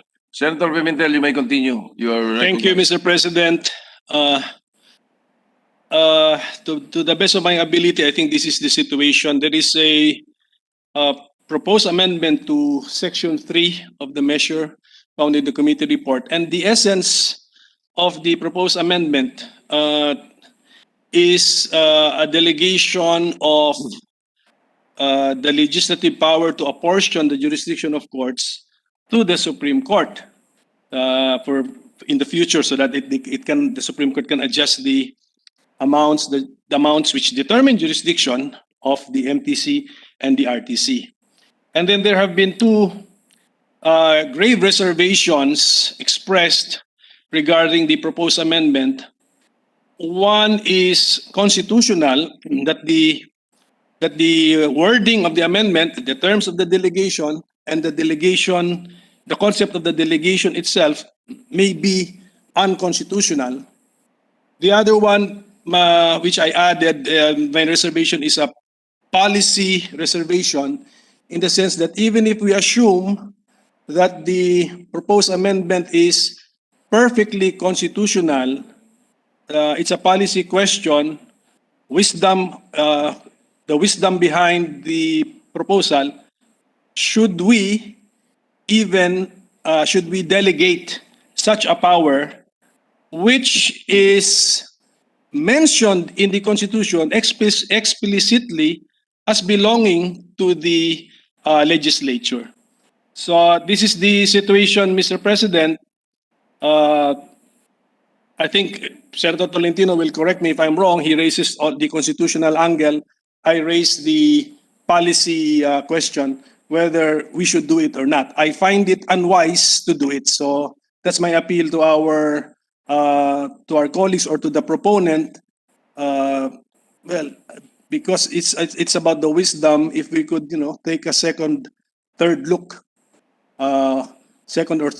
at the proposal. Thank you, Mr. President. Thank you. Thank you, Senator Pimentel. Senator Francis Tolentino is recognized. Thank you, Mr. President. Just to add up to the parliamentary conversation, Mr. President, I am likewise, again, in support of the proposition of the gentleman from Cagayan de Oro, that we might be treading on dangerous, dark alleys that would trip us into unconstitutionality, Mr. President.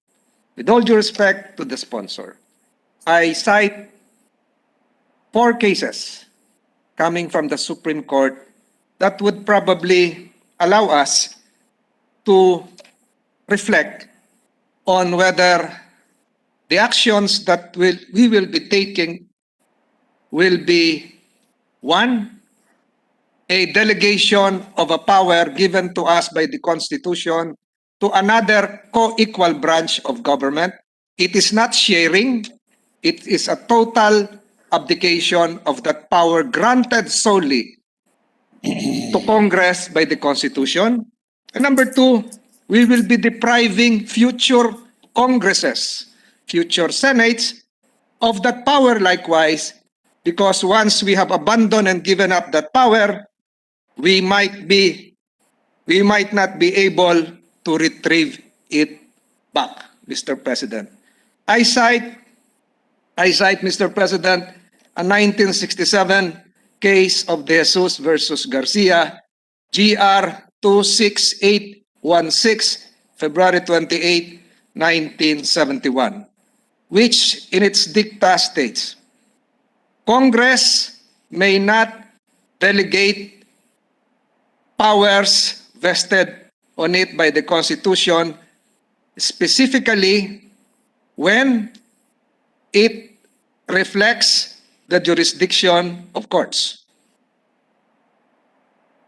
The ruling states, and I quote, the constitutional authority of the Supreme Court is circumscribed in the zone properly denominated as the promulgation of rules concerning pleading, practice, and procedure in all courts, in admission to the practice of the bar, practice of law, and consequently to determine the means and ways or manner in which said jurisdiction, as fixed by the Constitution and acts of Congress, shall be exercised. The Supreme Court, Mr. President, and probably through overtures and through informal manners, came to Congress, came to us for an expansion of the expansion of their jurisdiction over metropolitan courts. By coming to us, Mr. President, the Supreme Court is acknowledging that we have the power to expand the jurisdiction of the metropolitan trial courts, municipal trial courts in cities, municipal trial courts, and this is now the product of that overture, Senate Bill 1886. It shows, Mr. President, that the Supreme Court, in its wisdom, and it's in the acknowledgement that the power is lodged with Congress, is bowing to the legislative will that we have the power. That is why we are now discussing this measure. And by virtue of this measure, we will be, if approved, expanding the jurisdiction of the MTC and other first-level courts. By giving them the power to adjust the amounts involved would be another expansion of power given not to Congress, but given to the co-equal branch who came to us at this very instant. So it is there, Mr. President, that's the reason why I mentioned the word abdication. In the case of UST versus the Board of Tax Appeals, GR L 5701, June 23, 1957, a very old case, it explicitly ruled, and this has something to do with the powers of the Chief Executive in redefining the functions of the Board of Tax Appeals. The Chief Executive cannot, nor can that power be delegated by Congress, for under our Constitution, Congress alone has the power to define, prescribe, and apportion the jurisdiction of the various courts. Jurisdiction, again, as related to the Senate Bill 1886 under consideration, is reflective of the amount that we are discussing, Mr. President. In another similar case, Director of Forestry versus Ruiz, GRL 24882, April 30, 1971. The Supreme Court ruled that the Constitution lodges with Congress, quote unquote, quote, the power to define, prescribe, and apportion the jurisdiction of various courts, unquote. It just shows, Mr. President, that the Supreme Court acknowledges the powers lodged with Congress, with the Senate, a legislative act enacted pursuant to a constitutional mandate defining the jurisdiction of courts in matters of quo warranto, habeas corpus, for instance, is an act made pursuant to the Constitution. In another case, Mr. President, Zamora versus Court of Appeals, nothing in the jurisdiction which was decided March 19, 1990, GR 78206. Nothing can change the jurisdiction of the court over the subject matter. But Congress has the sole power to define, prescribe, and apportion the jurisdiction of various courts. Unquote, Mr. President. It just goes to show, Mr. President, that we have the powers. The Constitution gave us the powers. The Constitution gave Congress the powers to legislate. We cannot give that legislative function to the executive branch. We cannot give that function to the judiciary, even if it will be proven efficient. In the same manner, the Supreme Court gave the judiciary the power to decide cases. Under the Constitution, Mr. President, I stand corrected. But the Supreme Court cannot give us the power to decide cases. Idiot. Again, Mr. President, the Constitution gives the executive the power to execute the laws. Sabi ni Fran. But the Constitution never gave us the power to implement the laws and decide, Mr. President. This is the essence of separation of powers, Mr. President. It is very fundamental to our democracy such that it was lodged and structured in such a way that there will be checks and balances, Mr. President. There will be no more checks and balances if we delegate a function of Congress to the Supreme Court because they will be legislating. There will be no more checks and balances if we give the legislative power to the executive because they will be legislating. It is very similar to the heart and core of my privileged speech months ago concerning the implementing rules, Mr. President, that the executive branch has been straying on the legislative functions of Congress by implementing, and they have been usurping the legislative functions because of their implementing rules, Mr. President, which has gone beyond the legislative acts of Congress. Now, in this instance, Mr. President, we are giving away a chunk of the legislative function given to us by the Constitution. Sa atin po binigay yung trabaho ng saligang batas na i-determine kung magkano ba ang dapat na pumasok doon sa jurisdiction ng municipal trial courts. Kung ibibigay po natin yan sa Supreme Court, sila na po yung gagawa ng batas. Kaya po binigay sa atin yan kasi alam po ng gumawa ng saligang batas na ang mga miyembro ng Kongreso, ang miyembro ng Senado, alam po yung nangyayari sa baba. Alam po nila yung problema ng mga litigants. Alam po nila yung problema ng mga nagdidemanda sa mga bayan, sa mga munisipyo at mga lungsod. At alam po nila kung ano yung problema tungkol sa mga filing fees. Doon din po karamihan kumihingi sa mga gobernador, sa mayor ng pandagdag. At alam po nila, alam po ng gumawa ng saligang batas na mas malapit ang Kongreso sa taong bayan kesa po sa mga miyembro ng judiciary who are detached, unelected, and not accountable to the people. The members of the legislative branch are elected by the people, attached to the people, and are accountable to the people. Mr. President, in the case of Edu versus Ericta, GR number L3296, decided October 24, 1970 by the Supreme Court.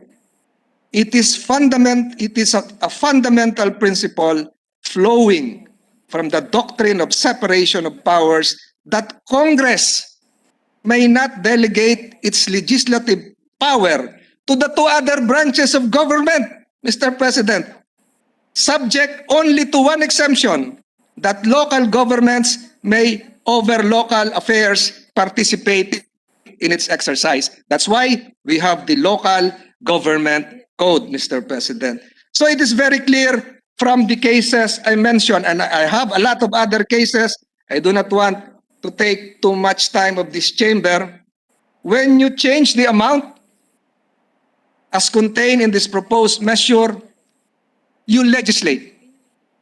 If we give that function to the Supreme Court now and in the future, we are allowing the Supreme Court to legislate when they are not legislators, when they have not been subjected to the people's scrutiny in the form of an electoral exercise. Sa atin po binigay ng saligang batas ang kapangyarihan ito. Wala po itong pagkakaiba sa binigay sa ating kapangyarihan na tayo ang babalangkas ng budget ng national government, na hindi rin po natin pwedeng i-delegate. Wala itong pagkakaiba sa maraming batas, kagaya po ng pag-tungkol sa mga tratadong internasyonal na binigay sa Senado na hindi rin po natin pwedeng ipamigay. Kung ano po ang binigay sa atin ng saligang batas, yun po ay angking kapangyarihan ng Senado at Kongreso na walang makakabawi lang. Walang makakabawi at hindi maaalis sa Senado at Kongreso kung hindi po babaguhin ang saligang batas. At ang magbabago po ng saligang batas ay ang tao. Kung kaya nga po, sovereignty resides in the people. Nagsimula po sa preamble, we, the sovereign Filipino people, imploring the aid of the divine providence, etc., etc. So ang makapangyarihan po ay ang tao. At ang kinatawan po ng tao ay ang Kongreso. With that submission, Mr. President, I reiterate, support the postulate given by Senator Pimentel as I join him that we probably, again, will be treading on the dark alley of unconstitutionality that will lead us to trip and tumble in abdicating our constitutionally lodged legislative function. I thank you, Mr. President, for hearing this representation. I yield the floor. Majority Leader.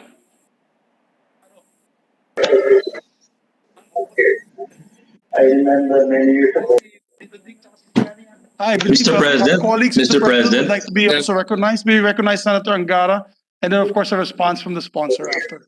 Thank you, Mr. President. If I may add to the confusion of our members, I would like to inquire of, I think Senator Pimentel is right. There's two issues here in the proposed amendment. One is the legal question. Can the power to apportion jurisdiction of courts be validly delegated to the judiciary as subject to certain standards? And the second is the policy question, which I think Senator Pimentel is more keen on. Senator Tolentino just spoke combining both rationales, law and policy. I would like to kind of fine-tune the argument further because I sense we may be coming towards a vote, Mr. President.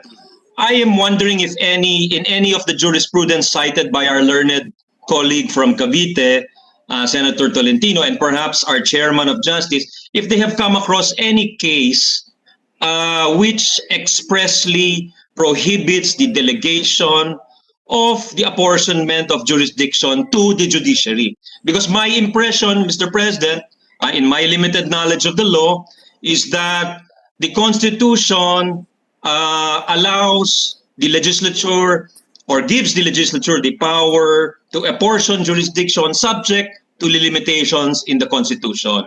And I am not so far aware, as I said, I have not pursued this line of jurisprudence, if there is an express prohibition on the delegation of the apportionment of jurisdiction. Because under the Constitution, before I yield to Senator Drilon, the minority leader, Mr. President, under the Constitution, jurisdiction seems to be a shared power because if you speak about appellate jurisdiction, for example, there was a time, I think in the 1990s or the 2000s, when the Supreme Court was deluged with appeals from the NLRC. So they, in the exercise of their power, said that appeals from the NLRC should go first to the Court of Appeals before they go to the Supreme Court. So this was an exercise, in a sense, of apportionment of jurisdiction, Mr. President. No? But of course, the wider power belongs to the legislature. That's why the Judiciary Reorganization Act of 1980 is called Batasang Pambansa Bilang 129, because it was an exercise of the judicial power. But in the exercise of its own powers, the Supreme Court has also decided questions of jurisdiction, Mr. President. Yun ang punto natin. And there are also times when the Constitution makes it express that the legislature cannot increase the appellate jurisdiction of the Supreme Court without its authority.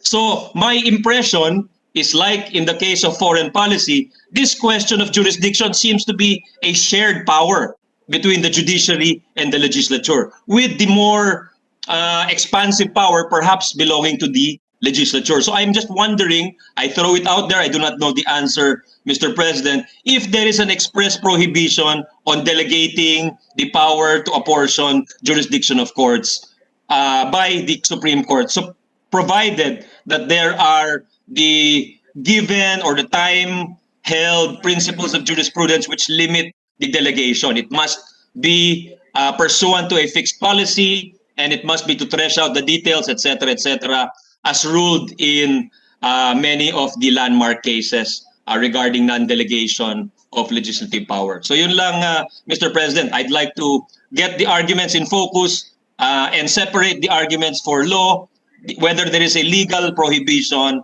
on delegation and on policy. Para malinaw po sa aming mga miyembro, ano po yung decision natin, kung saan nakabase. Kung nakabase, because there are two layers of decision making, Mr. President. One will be based on the law and the Constitution. The other will be based on what we perceive to be a wise policy. And I think the chairman has made some good arguments as to why it might be wiser to provide a mechanism where we're able to adjust the jurisdiction over time. So I'm just wondering, I hope that helps, Mr. President. Mr. President. Mr. President, before we recognize Senator Tolentino, I think I got more confused with Senator Angara. I'm just kidding. Yes, he's wearing his favorite Celtics uniform, Mr. President. That's why. No, Mr. President. Celtics win today. Did you win today? We had no game. We have a game tomorrow, Mr. President. I think you are still reveling in the victory of the Lakers, Mr. President. But that does not excuse you to wear a T-shirt in session, huh? I'm not wearing a T-shirt, Mr. This is a collared shirt, Mr. President. All right. Senator Tolentino, yes, you have the floor. Yes, Mr. President, just one quick reply, although earlier I yielded the floor to the esteemed gentleman from Aurora. I recall, Mr. President, 4 days ago, we had our first constitutional reforms committee hearing. I don't know if I cited the correct committee nomenclature, but I remember, Mr. President, that one of the first who spoke, Mr. President, was a former Supreme Court Justice, and the name is Justice Bibi Mendoza, Mr. President. Formerly of the Supreme Court, formerly professor of the University of the Philippines College of Law. And Justice Mendoza cited just one case in that constitutional Committee on Constitutional Reforms hearing, Mr. President, just like last week. And if I can recall vividly, the title of the case he cited is Madbury versus Madison, an old case during the 1800s, which states that Congress cannot expand the functions of the Supreme Court. By allowing Congress now to share a portion of its constitutionally lodged powers, we are in effect expanding the powers of the Supreme Court, because previously they don't have this power of adjusting the jurisdictional amount. By giving them an additional function, we are violating that original time-honored Supreme Court, U.S. Supreme Court case of Madbury versus Madison cited by Justice Mendoza, because we are expanding the functions, the jurisdiction of the Supreme Court, which is not allowed, Mr. President. Only the Constitution can expand the functions, original or appellate, of the Supreme Court. By giving them another job, in layman's term, Mr. President, it is as if we are now changing the Constitution, Mr. President. We are providing another role for the judiciary, Mr. President, when their functions are enumerated in Article 8. Yun lamang po, Mr. President, and I hope I have clarified everything as far as I know, and I thank the gentleman from Aurora for raising that issue. I have no further words, Mr. President. Yung sa akin lang po, kung ano yung nakalagay sa Supreme Court, sa Constitution, yun dapat po yung masunod. Salamat po, Mr. President. Majority Leader.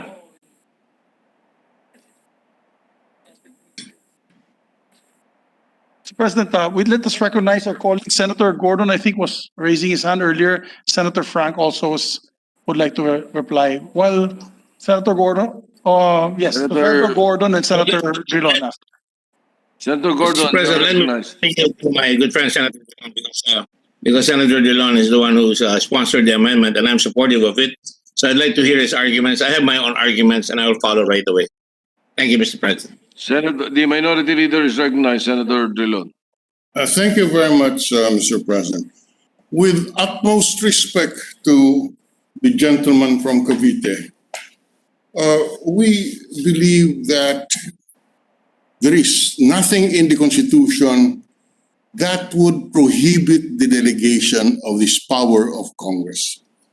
And let me say for the record, because there was no prohibition on us, I consulted former Chief Justice Art Pangadiban on this. I repeat that I consulted Chief Justice Art Pangadiban, and she is no longer in the court. Certainly, there is nothing confidential. He is a columnist. And he said, no, there is nothing unconstitutional about this as long as you impose appropriate standards. And that's exactly what we are doing, Mr. President. Mr. President, we are not expanding the jurisdiction of the court. With all due respect, the argument that the grant of this authority to the Supreme Court will expand its powers is totally unsupported by the Constitution, because what the Constitution says is jurisdiction of the Supreme Court may not be diminished or reduced by Congress. We're talking about jurisdiction over cases of the Supreme Court. Here, we are just talking about the jurisdictional amounts that the lower courts, the first and second level courts, would have jurisdiction over, not the Supreme Court. And I think to argue that granting the Supreme Court the power to determine the jurisdiction of the lower courts under a delegated power is an expansion of the power. With all due respect to Senator Tolentino, I think that argument does not hold water. Now, insofar as the delegation is concerned, please note, Mr. President, that we inserted the phrase unless otherwise provided by law. Meaning that if the Congress is not happy with the exercise of that delegation by the Supreme Court, it can always pass a law which will override that decision or that pronouncement of the court, because the jurisdiction primarily is with Congress, and we retain that by inserting the phrase unless otherwise provided by law. So that delegation is subject to that reservation. And I would repeat, anytime the Congress feels in its good judgment that the Supreme Court is wrong in the apportionment of the power in the first and second level courts, or if they do not follow the standards imposed, the Congress can revoke that ruling or that decision of the court and revise the jurisdiction. Now, all these cases, all those cases cited by the good gentleman from Cavite, I have not read it, but I suspect it all refers to the jurisdiction of the Supreme Court, which Congress may not diminish. That is because that is expressly provided in the Constitution when it says Congress may not deprive the Supreme Court of its jurisdiction over cases enumerated in Section 5 hereof. It has nothing to, and I would repeat, to assert that granting the authority or delegating the authority to the Supreme Court would expand its jurisdiction, I think, is a little overstretched as an argument. And I would repeat, we are not revising or diminishing or altering the jurisdiction of the Supreme Court, but only the first and second level courts. And as correctly pointed out by the gentleman from Aurora, in the case of the decisions of the NLRC, the Supreme Court redefined the jurisdiction by ruling, I think through administrative orders, that all decisions of the NLRC should be referred to the Court of Appeals rather than directly to the Supreme Court. So, I would support the argument that this is a question that is that has the court itself has given a very liberal interpretation. So it is our submission that as a policy issue, we should delegate this power. Mr. President, we do not have intimate knowledge of the jurisdiction and the cases in the first and second level courts. These are municipal trial courts, these are city courts, and this is the RTC. I don't think anyone can claim expertise or knowledge of the caseload, what is happening technically in these two lower court, first and second level courts. And therefore, we rely on the judgment of the Supreme Court. Why do we have to insist that everything should go to us? Maybe this was true in years before. But today, it is really impractical to continue exercising this power. We therefore submit that as a policy issue, it should be done. As a constitutional issue, it can be done. And I would repeat, we have consulted a former Chief Justice, a learned man of the law, former Chief Justice Art Panganiban, who expressed the view that the delegation to the Supreme Court of the power to fix the jurisdictional amounts in the first and second level courts are consistent with the Constitution. Thank you very much, Mr. President. Mr. President. Senator Gordon, yes, the sponsor. Thank you, Mr. President. To further the arguments of my distinguished confrere, Senator Drilon, who I accepted the amendment, because I don't think it's against the law, Mr. President. I think it is also wise to do so. In the first place, Mr. President, we're not amending the jurisdiction of the Supreme Court. The jurisdiction of the court, if you read the law, Article 8, Section 2, the Congress shall have the power to define, prescribe, and apportion the jurisdiction of various courts, but may not deprive the Supreme Court of its jurisdiction over cases enumerated in Section 5 hereof. And what does Section 5 hereof? Every student of the College of Law, Section 8, Article 8, Section 5, the Supreme Court shall have the following powers: exercise original jurisdiction over cases affecting ambassadors, and nations for certiorari, prohibition, mandamus, quo warranto, and habeas corpus. 2, review, revise, reverse, modify, or affirm on appeal or certiorari as the law of the rules of court may provide final judgment on orders of lower courts in A, all cases in which the constitutionality or validity of any treaty, international or executive agreement, law, presidential decrees, proclamation, order, instruction, ordinance, or regulation is in question.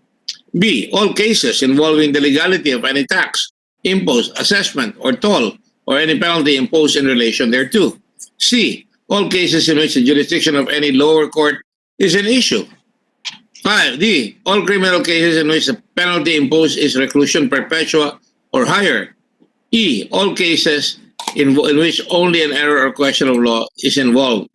Mr. President, there are others, but the point is we are not going through the jurisdiction of the Supreme Court. We're talking about the lower court, Mr. President, which is the municipal and the regional trial court, which at the present are all overloaded, especially the regional trial court. So it is wise because it is timely. The last time we did it, as we said, is 2004. And now it's already 2021, which means that ang tagal-tagal natin kumilos. So ngayon, we are allowing, therefore, the Supreme Court some leverage, and under the phrase, unless otherwise provided for by law, which means we're not abdicating. We are just delegating, Mr. President, and we're not intruding into the essential powers under the jurisdictional provision of the Constitution, Mr. President. And therefore, I think it is all right for us so to do because it will relieve a lot of pressure. And it is also wise because the Supreme Court is nearer the grindstone than we are. The grindstone is that cannot be denied that a lot of the courts are overloaded, and in their recommendation to us, they want to reduce. Sa kanila galing, they want to reduce the jurisdiction of the level 2 courts to the municipal courts, Mr. President. So to my mind, there's nothing wrong with that. I mean, we're not going to shake the whole world with it. We're just, in fact, going to benefit our people by making sure that they can now, move on with dispatch on all the cases, Mr. President, that are they have to meet, Mr. President. But also, Mr. President, it is important for us to realize there's no abdication. It is well within our power so to do. It is also the fact that there are standards. Like Senator Dillon, I also talked with my classmate, the Chief Justice of the Supreme Court, Teresita de Castro. And the only thing that she said is it's okay. Doesn't seem to be a violation of law. It's not a violation of law, but you have to make sure that the standards of the delegation are clear. And Mr. President, and that's why I bowed to the turn of Senator Dillon to speak of, because we place standards, Mr. President. For example, reflect the extraordinary supervening inflation or the inflation of currency. 2, change in the land valuation. 3, maintain the proportion of caseload within first and second courts. Now, these are adequate standards as far as I'm concerned, Mr. President. The standards are there, and it shows that we can actually do that delegation because they are complete in all forms, and the conditions are there, which leaves no doubt as to what we're delegating. So with all due respect to our friends, and I'm glad that we have guardians of the courts here, this is outright a pleasant task because we are senators and we are lawyers at the same time. We can argue this, Mr. President, and at the same time make a decision. So I submit, Mr. President, that this will be beneficial for the court system in the country and that we're not violating the law, we're not amending the Supreme Court again, jurisdiction. We're only trying to make the adjustments on the lower courts, Mr. President. And I think it is wise because people will always welcome the speedy disposition of cases that will obviously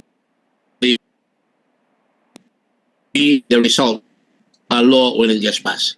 On those grounds, Mr. President, I also agree with Senator Angara.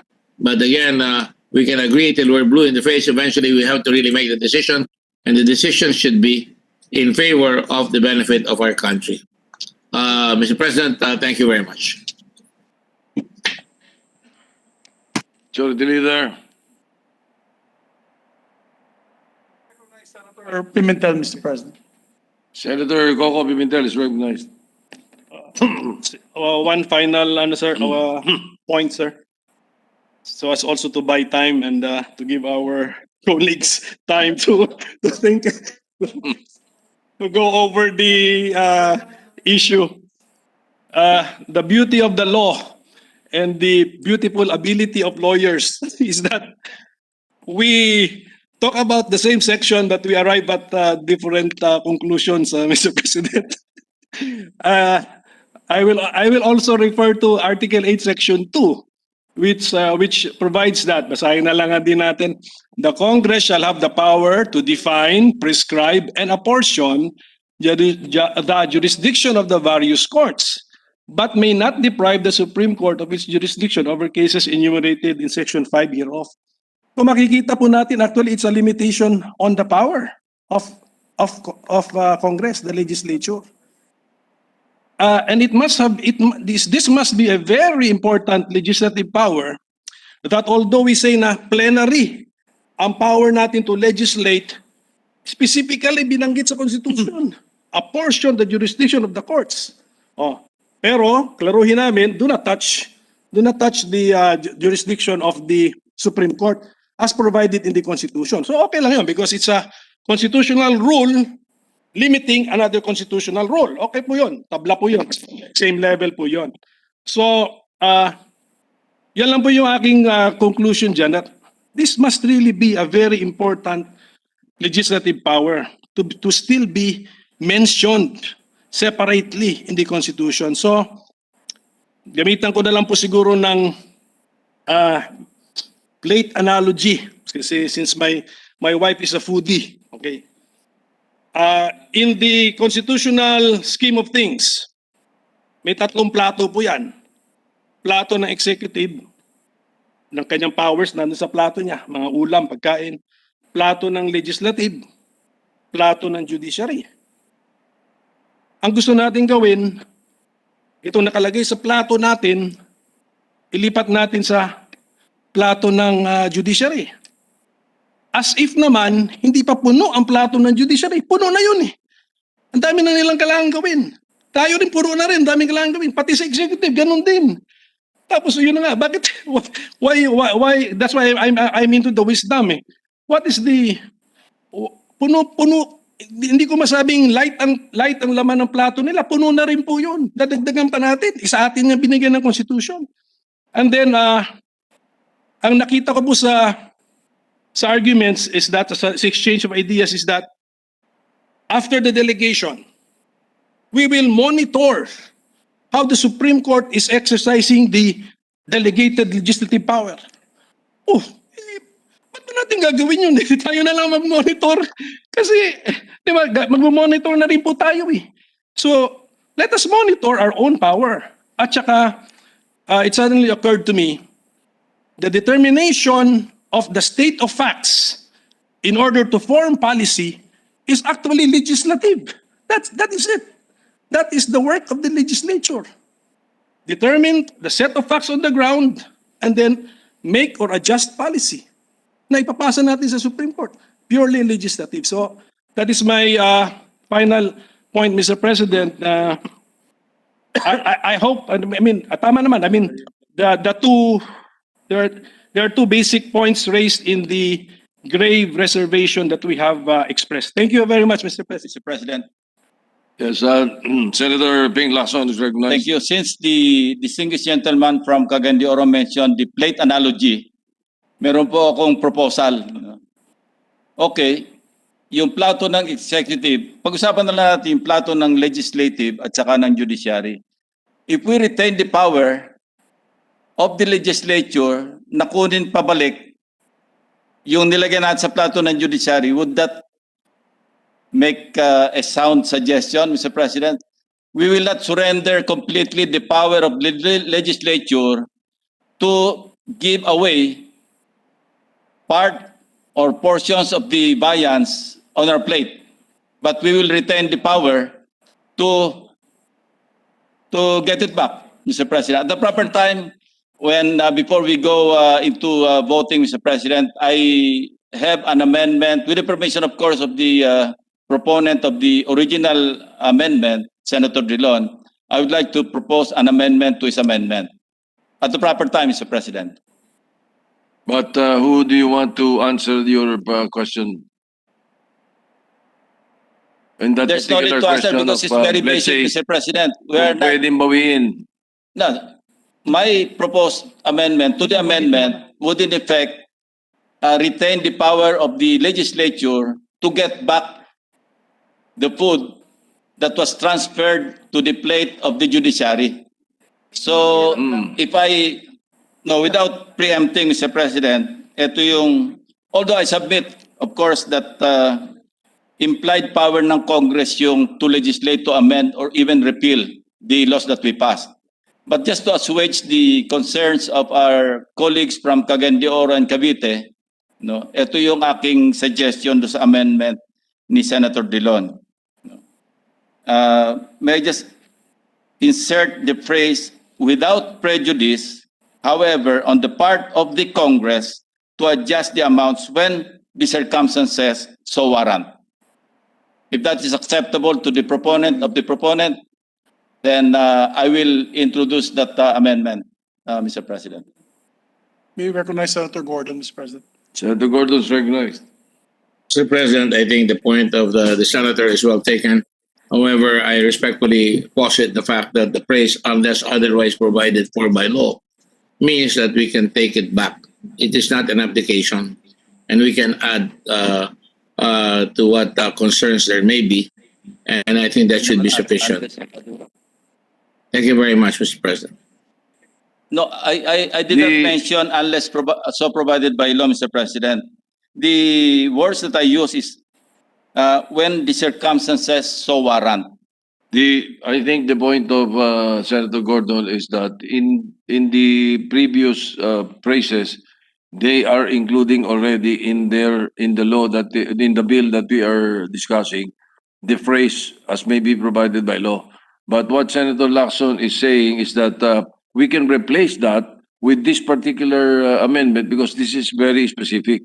Yung unless otherwise provided by law is, of course, acceptable but mas wide. And then the proposal of Senator Lacson is very specific. But I will leave it to the sponsor and the proponent of the amendment because, it's very interesting to listen to the lawyers. Especially in my case, I have been disbarred already for lawyering for Paulo Duterte and Manscarpio. So, Senator Drilon, the Minority Leader, is recognized. Thank you very much, Mr. President. With all due respect to Senator Gordon, maybe we can accommodate this amendment as being all inclusive. Yes, there is a phrase unless otherwise provided by law, and we can say and without prejudice on the part, etc., etc. So there is nothing wrong with that. It can be a duplication, but there's nothing. It doesn't diminish the power of Congress to take back that delegated power. So it is my submission to the good sponsor that we can accept the Lacson amendment at the appropriate time, just to emphasize the power of the Congress to recall this delegated authority. That is more Solomonic than the Solomonic suggestion, Mr. President. All right. But the sponsor, Senator Gordon. Well, I have no heartburn there, Mr. President. It only emphasizes, you see, insofar as lawyers are concerned, unless otherwise provided for by law, is often used to make sure that there's a reserved right by the legislature to pull out what has been given, Mr. President. And I'm glad that Senator Lacson is avidly listening on the debate, and if he wants to make it clear, I will agree with my friend Senator Drilon, not because he's my friend, but because I think it will allow us to really look at it more favorably. Thank you, Mr. President. Thank you, Senator Lacson. All right. Majority Leader. Yes. Well, before Senator Pimentel, let's just clarify. the pending amendment or proposed amendment by the minority leader is found on what page and what line? Mr. President, can I respond? Yes. It has not yet been formally I put see. on the table because it was just on a discussion. At the appropriate time, I will read into the record my proposed amendment, and Senator Lacson may amend it, and that is the more appropriate time. Right now, it is not yet officially submitted because we are not yet at that point. But I can read it at that appropriate. All right. So Senator Pimentel, yes, go ahead. We will just make the manifestation at the proper time, Mr. President, that we beg the understanding of the proponents and the sponsor that if the proposed amendment to the amendment of Senator Lacson should be accommodated, actually it does not change anything because that's really, since it is legislative power, that's really implied, Mr. President. Thank you. All right. Majority Leader. Thank you, Mr. President. Sorry, my mind was was wandering because me and Senator P are still trying to finalize the create measure while they're debating about the issue in the Metropolitan Courts. Yes, Mr. President, there is a motion pending. We must act on the motion and di ba?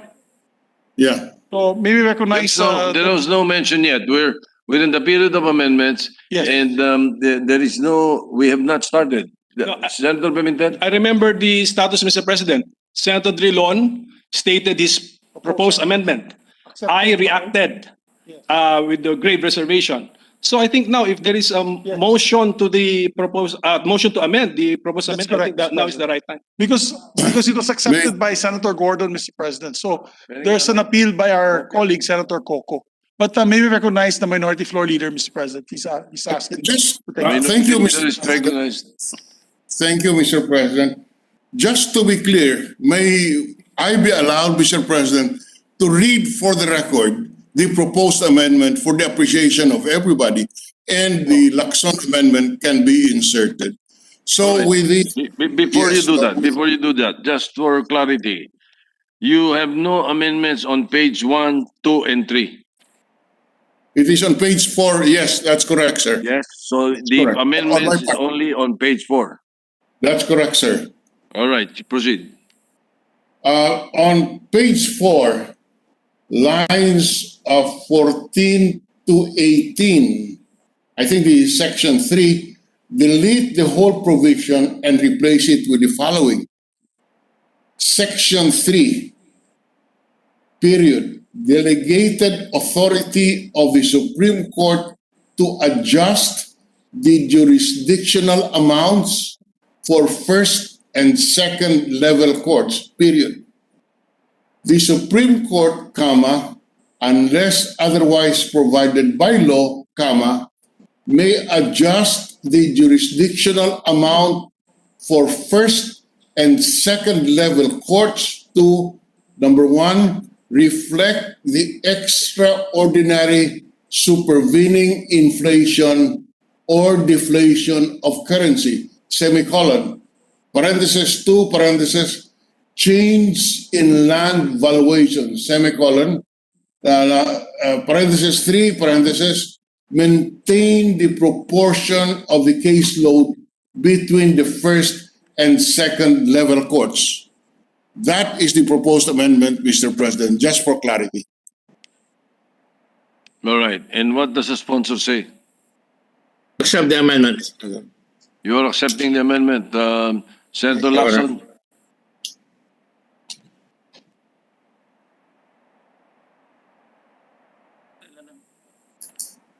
Mr. President, yeah, my amendment to the amendment, of course, subject to style, is without prejudice, however, on the part of the Congress to adjust the amounts when the circumstances so warrant.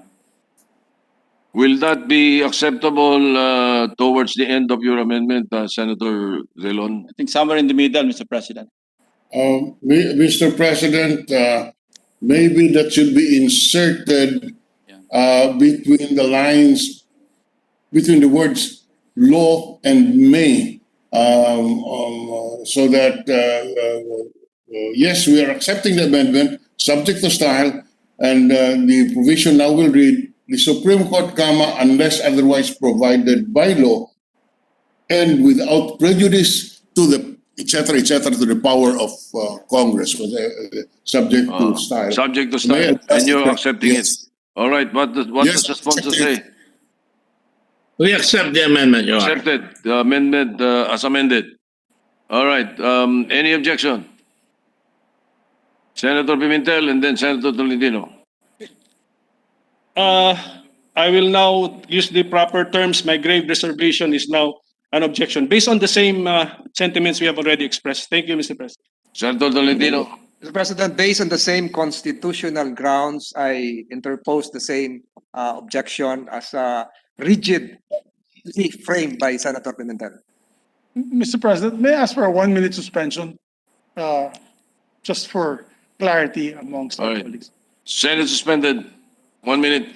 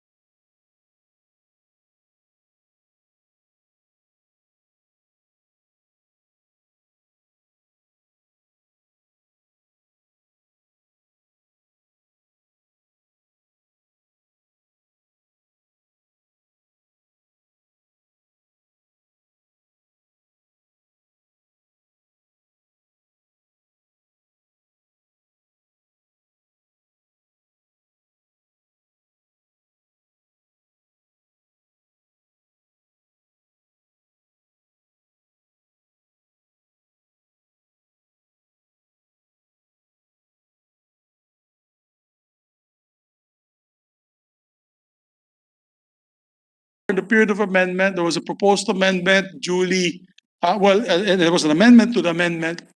Proposed Accepted. amendment by Senator Drilon and then amended by Senator Lacson, accepted by both amendments accepted by Senator Gordon, Mr. President. So there's also an objection from our dear colleague, Senator Coco Pimentel.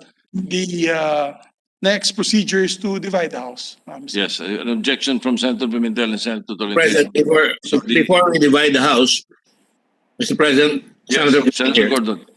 yes, I just want to make sure for clarity that in the amendment proposed by Senator Drilon and by this distinguished Senator from Cavite, Senator Lacson, in the standards that are being set, which is number one, reflect the extraordinary supervening inflation or deflation of currency, semicolon.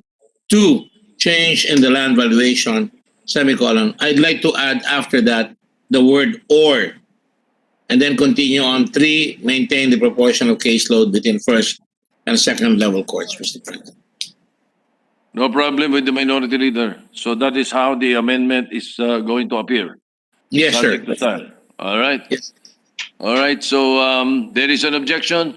We divide the House. What is the pleasure of the majority leader on how we will vote? We cannot do an ayes and nays because sir. of the hybrid Yes, sir. situation. We'll have to have nominal voting. We'll have To do a nominal voting. All right. In that case, the policy is that we do not hear your vote. You are not counted. All right. So you will have to state your vote, yes or no. All those who will vote in favor, all those in favor of the amendment will say yes or aye, and those who are against will say nay or no. All right. The secretary will proceed with the nominal voting. Nominal voting. Honorable Senators Angara, Yes. Binay, Yes. Cayetano, Wala. De Lima, De La Rosa, No. Senator Cayetano voted. She said no. Yes, go ahead. De La Rosa, no. Drilon, Yes. Gatchalian, Go, no vote. Gordon, Yes. Ontiveros, Ay. Lacson, Lapid, Marcos, Yes. Pacquiao, yes. Pangilinan, Yes. Pimentel III, Poe, Recto, Yes. Revilla Jr., Yes. Tolentino, Villanueva, Villar, Yes. Zubiri. The Senate President, Soto III. Yes, vote in favor. 15-5.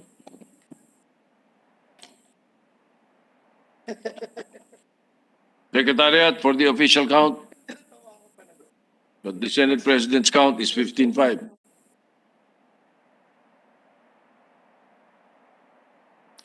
Pacquiao made a sign of a thumbs up sign. I saw it. Yes, I saw that, Mr. President. Senator Pacquiao gave a thumbs up sign. All right. Mr. President. With 15 affirmative votes, 5 negative votes, no abstention, the Drilon amendment is carried. Together with the Senator Lacson's. Yes, additional obviously. amendment. Yes, the Senator Lacson and the Gordon amendments subject to style. Yes, it was a proposed amendment by Senator Thank you, Mr. Drilon. President. amended by Senator Lacson, and then further amended by Senator Gordon himself. Thank you, Mr. President. Mr. President, we can now move to the next amendments. Hopefully, we can end the period of amendments tonight. Are there more amendments to the sponsor? And Any more amendments? No, Your Honor, there are no more amendments. Thank you. very good, Mr. President. That's wonderful news. With that, Mr. President, I move that we close the period of amendments. Any objection? Hearing none, period of amendments closed. Thank you, Mr. President. I move that we approve on second reading Senate Bill number 1886. I so move, Mr. President. Any objection?